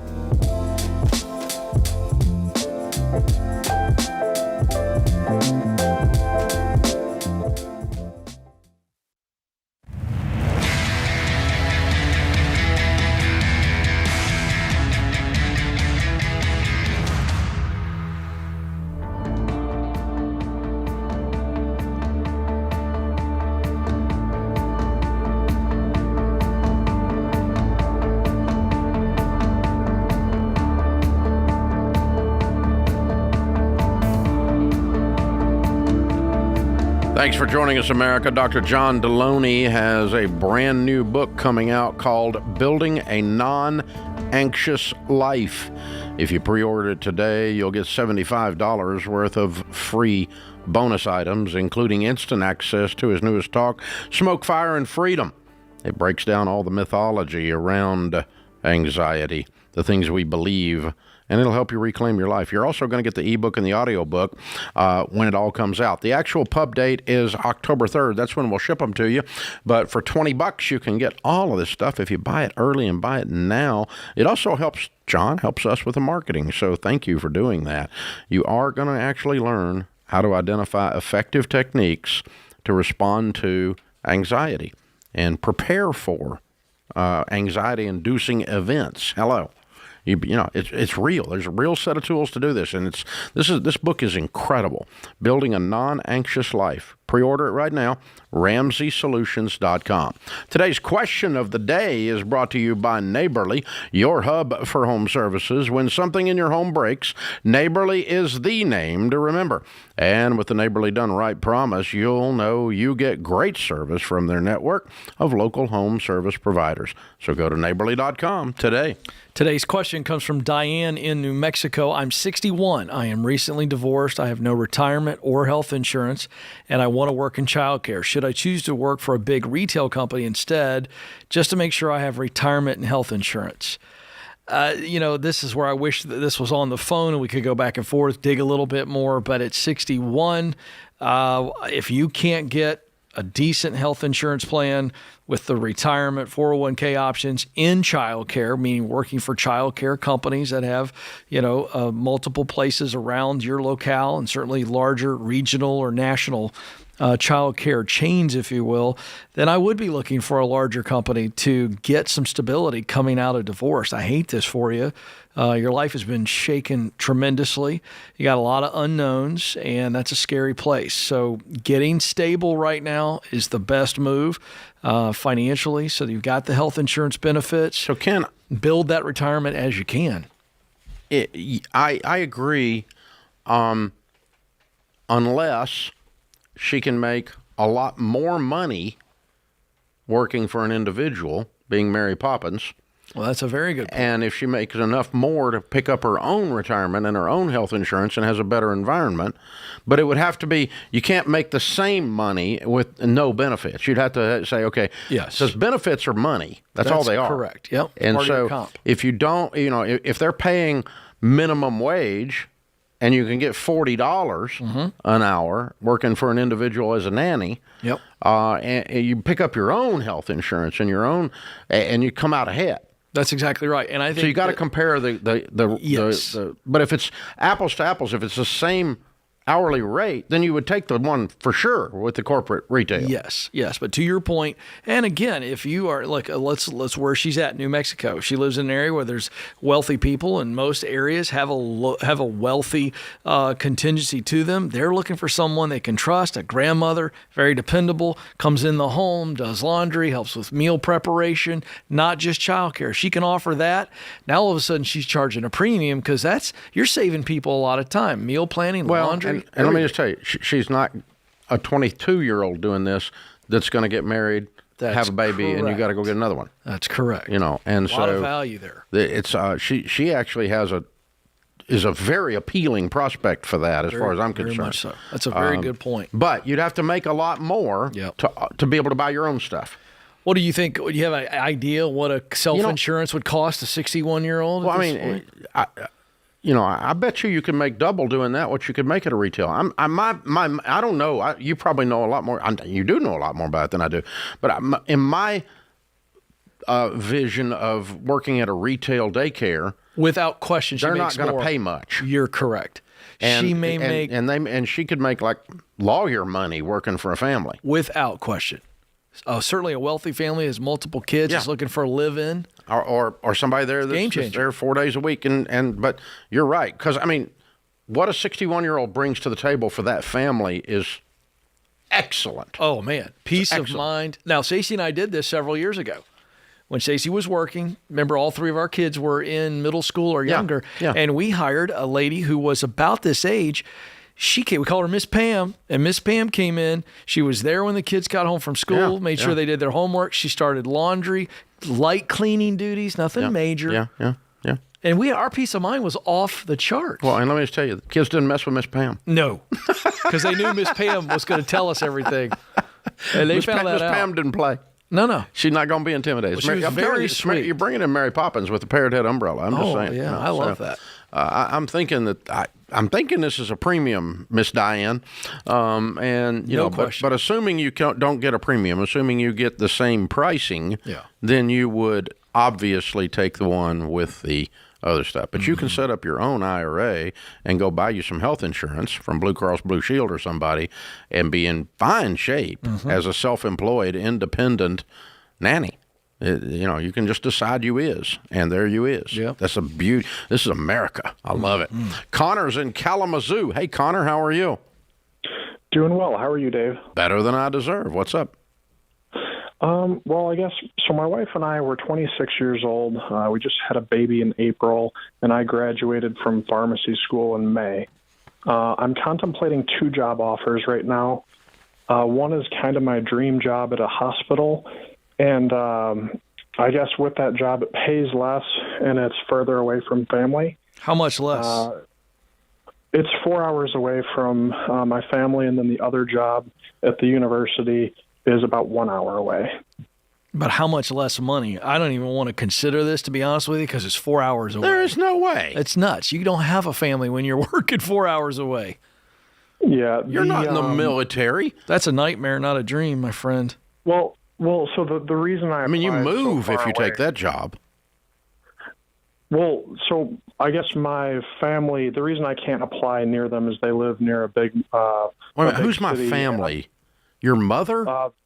These are my friend's family. Yeah, my immediate family. Oh no, you can move away from them. You can move away from them. Sorry. Are you married? Yes, I'm married, and you can't move away from her. No, definitely not. Yeah, that's what we thought. So Connor, pack her up and move to the hospital. That's fine. Okay, I got it. How much less money is the hospital job going to pay you? That's offer 1 for this discussion. Then offer 2. What's the difference in salary? So the salary is only $6,000 less. So it's $109,000 at the hospital, and the university is $115,000. But the benefits at the university are like way better. They have a 10% 401k match. Okay. You have all your weekends and holidays off. Okay, pause. And, but you said that you said that the hospital job is your dream job. So you're going to turn down the dream job for $6,000 in benefits when I'm guessing there's a ladder at the dream job, meaning you have an opportunity to grow. Is that true? That's true, but the downside is, going through school, I always thought that, hospital pharmacy was for me. But then once I had my baby, money talks a lot, and my priorities changed. So I'm wondering if it would be better for me to take the university job for the money at this point. It's not that much money. It's not that big of a deal. What makes the hospital pharmacy the dream versus normal pharmacy? And I'm asking this completely clueless because I don't understand that. What would make it a dream versus just a good job? So for me, I guess it's the patient population that I would be working with. In school, I always liked working with the people who were a lot sicker, and I just found that more rewarding to me to be able to help those in need. I get that. Okay, so if you take the hospital job, you would move your family near the hospital, right? Correct. Okay. Yes. But it's basically the same money. Yeah. Go do the same money and do the one you want to do and move your family. Yeah. And, make sure you've got some upward trajectory in whatever you take, that you're not stuck. You're not, but you ought to be able to do a lot of stuff with a pharmacy degree, dude. This is the Ramsey Show.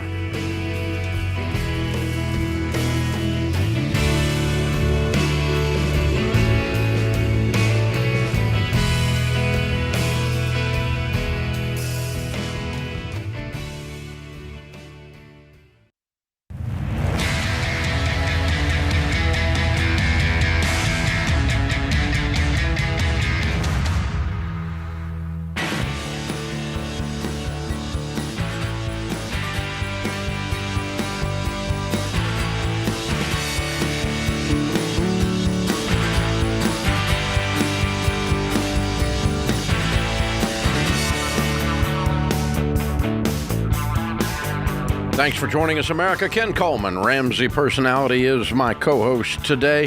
Dylan is with us in Salt Lake City. Hi, Dylan. How are you? Good. How are you, Dave? Thank you for taking my call. My pleasure. What's up? So my wife and I have been married for 3 years now. And we've been going to school, going to college. She graduated this past May with an engineering degree, and I graduate this upcoming May with an engineering degree. We're 100% debt-free. We made it through college with no student loans. And we've been able to save about $60,000 that we've earmarked for a home.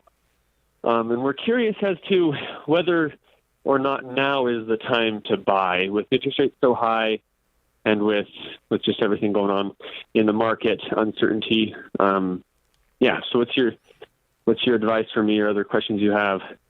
You're gonna stay in that area? Yes, we are. Okay. So you get you get out of school and you're going to take a job, and that's not going to change the real estate decision. Yes. Okay. All right. I can believe that. I just wanted to double check. And you have zero debt of any kind, of $60,000 for a down payment. Zero debt of any kind, $60,000 for a down payment, and about $30,000 in retirement accounts and 2 years funded HSA account. Good for you. Okay. Well done. Well done. Okay. I would buy now, regardless of interest rates. Here's what I don't know 12 to 24 months from now. I don't know what interest rates will be. I do know house prices will have gone up 7 to 8% a year during that time. Okay. House prices are continuing to go up and regardless of interest rates, because there continues to be a shortage of housing versus the number of buyers looking. Now, so in other words, the strategy is we can predict that the cost is going to go up, so we might as well get in now. We don't know if rates are going to go down or not, so waiting on them to come down, they might not. Yeah. There's no guarantee they're going to come down. Yeah. They sat at 6 for a decade before, and then in 2008 they were artificially driven down because of the housing crisis, and the government just straight up manipulated the market and drove the rates all the way down to about 1% there for a minute, and then up to 2, then up to 3, and then back down to 2.5, and then up to 3, and it sat there for a while. And then jumped up just recently, to 6 and 7 again. And everybody's freaking out like that's a high interest rate. But over the scope of history, it's not really a high interest rate. So what I would say is this. We know house prices are going to go up, so let's buy. If interest rates go down, which we don't know, you can always refinance. You're not stuck. But you are stuck with house prices. Yep. So buy now. Okay. Another question for you is, in that case, say we buy in the next 6 months, how much house can we afford? Our income last year was about $80K. We have a baby on the way due early next year, so my wife won't be working as much. But when the baby comes in, I'll be working full time. So that's kind of the projected income is about $80K a year. Yeah, a fourth of your take-home pay on a 15-year fixed-rate mortgage is our suggestion. And that's going to mean you're probably going to buy less house than you thought you were going to buy before this call. But that's okay. It's your first house. You're in your early 20s. You got time. You're both engineers. You're both working someday. You can easily move up in house later. So, again, I would get into the game. The only thing that's now making me hesitate is I don't know if I'm going to move a pregnant woman in her third trimester. That sounds like a hell on earth to me. I don't think I want to do that. Yeah. But you might. I don't know. The further along in the pregnancy she is, the less likely I am to buy until after the baby. So just because it's hard on her. I mean, really, y'all got enough on your plate without dealing with hanging curtains, for God's sakes. So it's okay to not buy. There's no sin that says you have to buy immediately. But we were discussing interest rates and prices a minute ago. Now we're talking about your life. So I might wait till after the baby comes. I might wait a year. Just for comfort, there's nothing that says you have to do it now. And you have plenty of time, and you'll both have great careers. You'll both make great incomes. You're going to be debt-free millionaires in your 30s, no matter which of these you do, whether you buy before or after the baby. But a 15-year fixed where the fourth of your take-home pay is going to the payment, and you'll be right on track, get that house paid off or move up later on when everybody's back working and all that kind of stuff. And the other thing, too, is I think he's short-changing himself as to what their income could be. I know his wife's going to back off a little bit. He'll be coming out into the market. I think it's very possible if they wait a year that they might find that their income is higher. Mm-hmm. Yeah, that's very possible. Might put you into a different house. If interest rates stay the same and house prices went up 7% during that year, which is probably what's going to happen, the only thing that's really going to push interest rates down that I can see today is the fact that we're going into a presidential election year. Mm-hmm. And generally, the sitting party will try to drive rates down to say, look what I did. That's correct. And they, and we all know that, well, why weren't you doing that 2 years ago then? It's that, there's always that. But I wouldn't hold your breath because Jerome Powell's gone on record as saying when we've got this inflation rate where it is, and it's still a little higher than they expected when July report came in, and so unemployment's still very, very low. I would expect him to raise it a couple more times. They're just screwing with it just to prove that That's right. It's not. It's a whole other discussion. They're trying to use a hammer on a Phillips head screwdriver, but they're just because they don't know what the heck they're doing. But it's a disaster. But anyway, all of that to say, I don't know that you're going to see interest rates come down. Mm-hmm. So you just decide in the scope of your life with a baby on the way when we're going to buy. Ted is in St. Paul, Minnesota. Hi, Ted. How are you? Great. How are you guys doing? Better than we deserve. What's up? I got a career question for you guys. So hope I picked the right crowd today. But I am in a role that I really like. I'm a marketing analyst, and I make good money. My wife and I are in a good financial position. I feel like I can continue to grow. I just want to know and bounce some ideas off both of y'all of how I can best grow in my career. So if you're good with it, I have the Get Clear assessment. I can read you my purpose statement if that's good with you guys. Sure. Yeah. All right.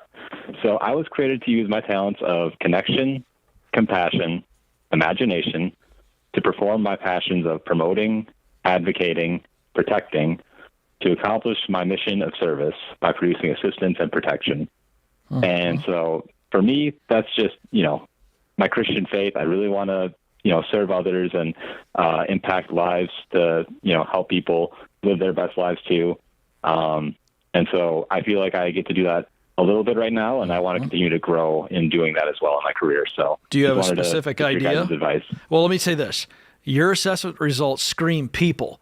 There's really 4 types of work in the world: people work, idea work, process work, and then objects or things, okay? And your results scream people.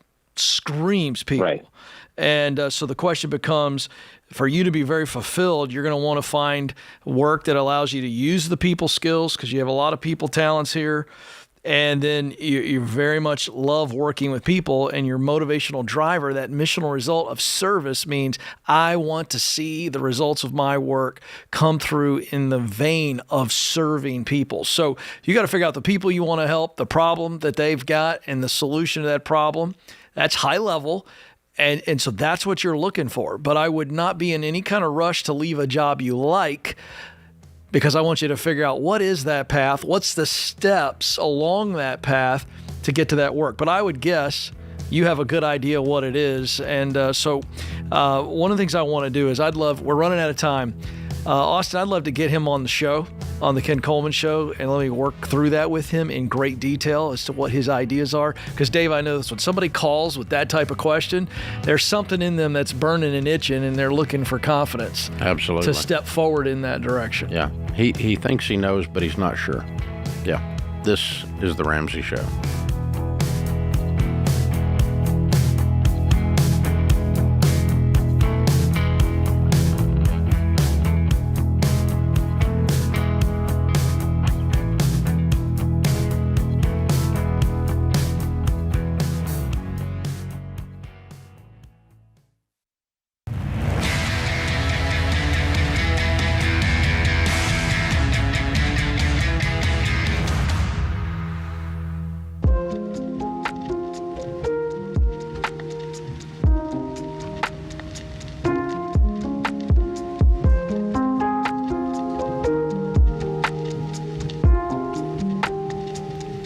Our scripture of the day, Proverbs 16:3, commit to the Lord whatever you do, and he will establish your plans.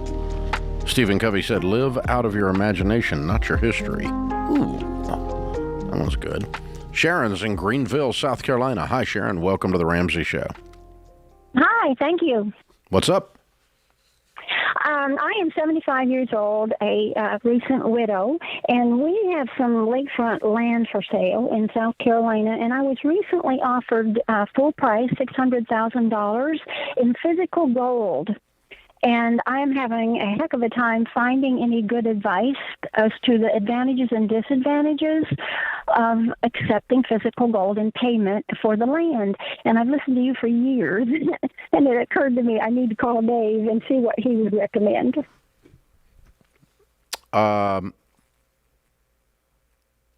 Okay, number one, if this is real, you don't know. You laid eyes on a big, giant chest full of gold bullion? That's what I got in my head. No, I know. I'm sorry, I should clarify. I know the person who is offering the deal very well, and he is a wealthy person who owns a large company that does work in 4 southeastern companies. So he's legit. Not a difficult person to check out. And then why doesn't he just pay you? What do you mean? Why doesn't he just close the land? I mean, sell the gold and pay you in cash. Mm-hmm. Well, I would ask him that question. That's a good question to ask. He told me he has been buying gold. He's a great believer in the gold standard for the U.S. And since he started his company at 18 and he's 80 now, he has accumulated all this physical gold. So sell some of it, and since it's so wonderful, and give me my money. Yes. Give me my money. Okay. Listen, So here's the counter thing. with- Let's turn it back. Let's turn it in. Let's be a little bit nicer. Okay. Here's how I would handle it if I were you. Okay. Okay. I'm going to play the. I always play the. For instance, in business, I'll go, oh, we're just a small business. We're not real sophisticated. You got to help us out. Okay. Okay. So in your case, it would sound like this. I'm a 75-year-old widow. I don't even know how to begin thinking about doing this. You're the guy that has all the money, and you're Mr. Sophisticated. So I need you to help me out. I can't do this because I don't know how. So what I need you to do is just sell enough of it and give me my money. Okay. That I can do. Because I don't know what to do with it, man. And you're the big gold guy. You have all the connections. You know how to turn it into money. I don't know how to turn it into money. So you got to help me out here. Okay. Well, one thing that he's told me, and I also confirmed this, was that there are no tax consequences. There's not. For doing what? Yeah. There's not. So that's awfully attractive when you're looking at a $600,000. No, there's no tax. No. There's no tax consequences to it being gold. There is tax consequences to you selling the land. Yes. But whether you take cash or take gold doesn't matter. Right. There's no tax because it's gold. It doesn't make it have tax consequences. Okay. But there's no way I'm doing this. There's no way you should do this. Knowing how much that you work in real estate, I thought maybe you'd run across that before, or you wouldn't recommend it for anyone. I can probably get the gold liquidated, but I wouldn't take it. Right. Because I don't need to fool with it. They need to fool with it. The gold is their issue, not my issue. I'm not getting in the gold business. And I don't want to be in the gold business for 10 seconds. Just liquidate the crap and put it in my account, put the money in my account, and we'll have a closing. Okay, great. It's really there's no advantage to you, and there's huge potential disadvantages. The disadvantages the gold goes down 3 days after you get a hold of it. Exactly. And, or worse than that, this guy is not who you think he is, and it's a fraud. The fact that he's presenting this is very weird, and that alone raises a flag for me. But you're vouching for the guy. I was getting ready to give you a 25% chance this is fraud. But you've narrowed that down to a 5% chance now because you're vouching for him. But I'm still not doing it. There's no way. Somebody comes up offering me weird crap. You know why? You know why stuff seems weird? Because it's weird. The reason it feels strange is because it's strange. And that sometimes you just kind of got to go with that. Valerie is in Detroit. Hey, Valerie, welcome to the Ramsey Show. Hi, guys. Thanks. So I am 23 years old. I just got my master's degree and moved home. I took out $11,000 in student loans in hopes that they would be forgiven. Of course, they're not. My dad says he'll pay them from our education savings account, but he only wants to pay the minimum payment since they're at a 2.75% interest, and my younger brother still has to go to college, so the money will basically keep growing in those accounts. How old are you? Money. I'm 23. Okay, the educational savings account is no longer your father's. It's now yours. Right. He's no longer the custodian. He doesn't get to choose. You choose. Take the money out and pay it off. Okay, you think? I'm positive. Even though, I know that I can transfer that money to my younger brother. You can't transfer the money to your younger brother. You have a debt. What'd you get your master's in? Biostatistics. Have you gotten a new job? Yes. Big girl master's job? Yes. Well, I'm living at home and I'm making $80,000, so I have plenty. Why are you living at home? I can pay it off. Because I got the job right before I graduated, so I don't know. I'm not sure where I want to live yet. You're not what? She's not sure where she wants to live. But you're sure you want to move out soon, yes? But you have the job. Probably within the next 6 months to a year, yeah. I'm sorry. Wait a minute. You know where you work, right? Yes. So why do you have to wait to move out? Because you know where you work. I don't have any friends around or roommates, and I don't want to live alone. Okay. Yeah. All right. I would solve that, and it's time for you to be out on your own. It's time for you to pay off a student loan. Okay? Okay. As fast as you possibly can. If your dad's not going to give you access to this, your parents are exercising an awful lot of control over you for a 21-year-old that makes $80,000 a year and should be standing on her own. Okay? It's time for you to move out and be adulting, as they say. Mm-hmm. And I would get my own place, and I would pay off the student loan, and I would do all of that in the next 90 days if I woke up in your shoes. If you were my daughter, that's what I would tell you to do.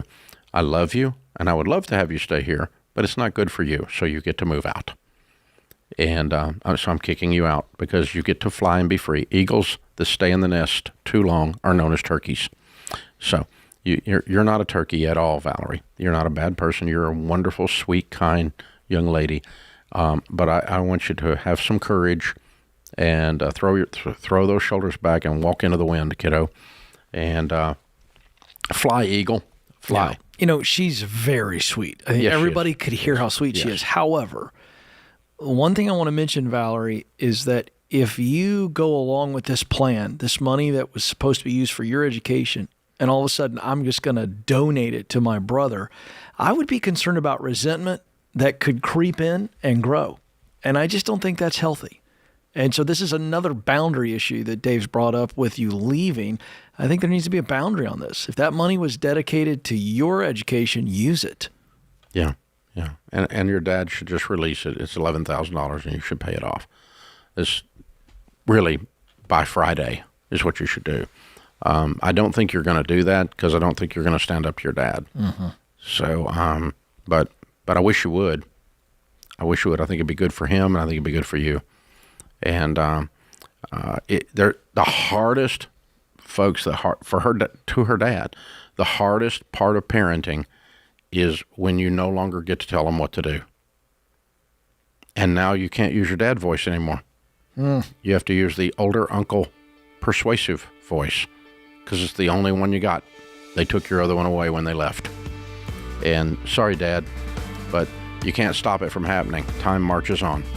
It's time for Valerie to go. That puts this hour of the Ramsey Show in the books. We'll be back with you before you know it. In the meantime, remember, there's ultimately only one way to financial peace, and that's to walk daily with the Prince of Peace, Christ Jesus.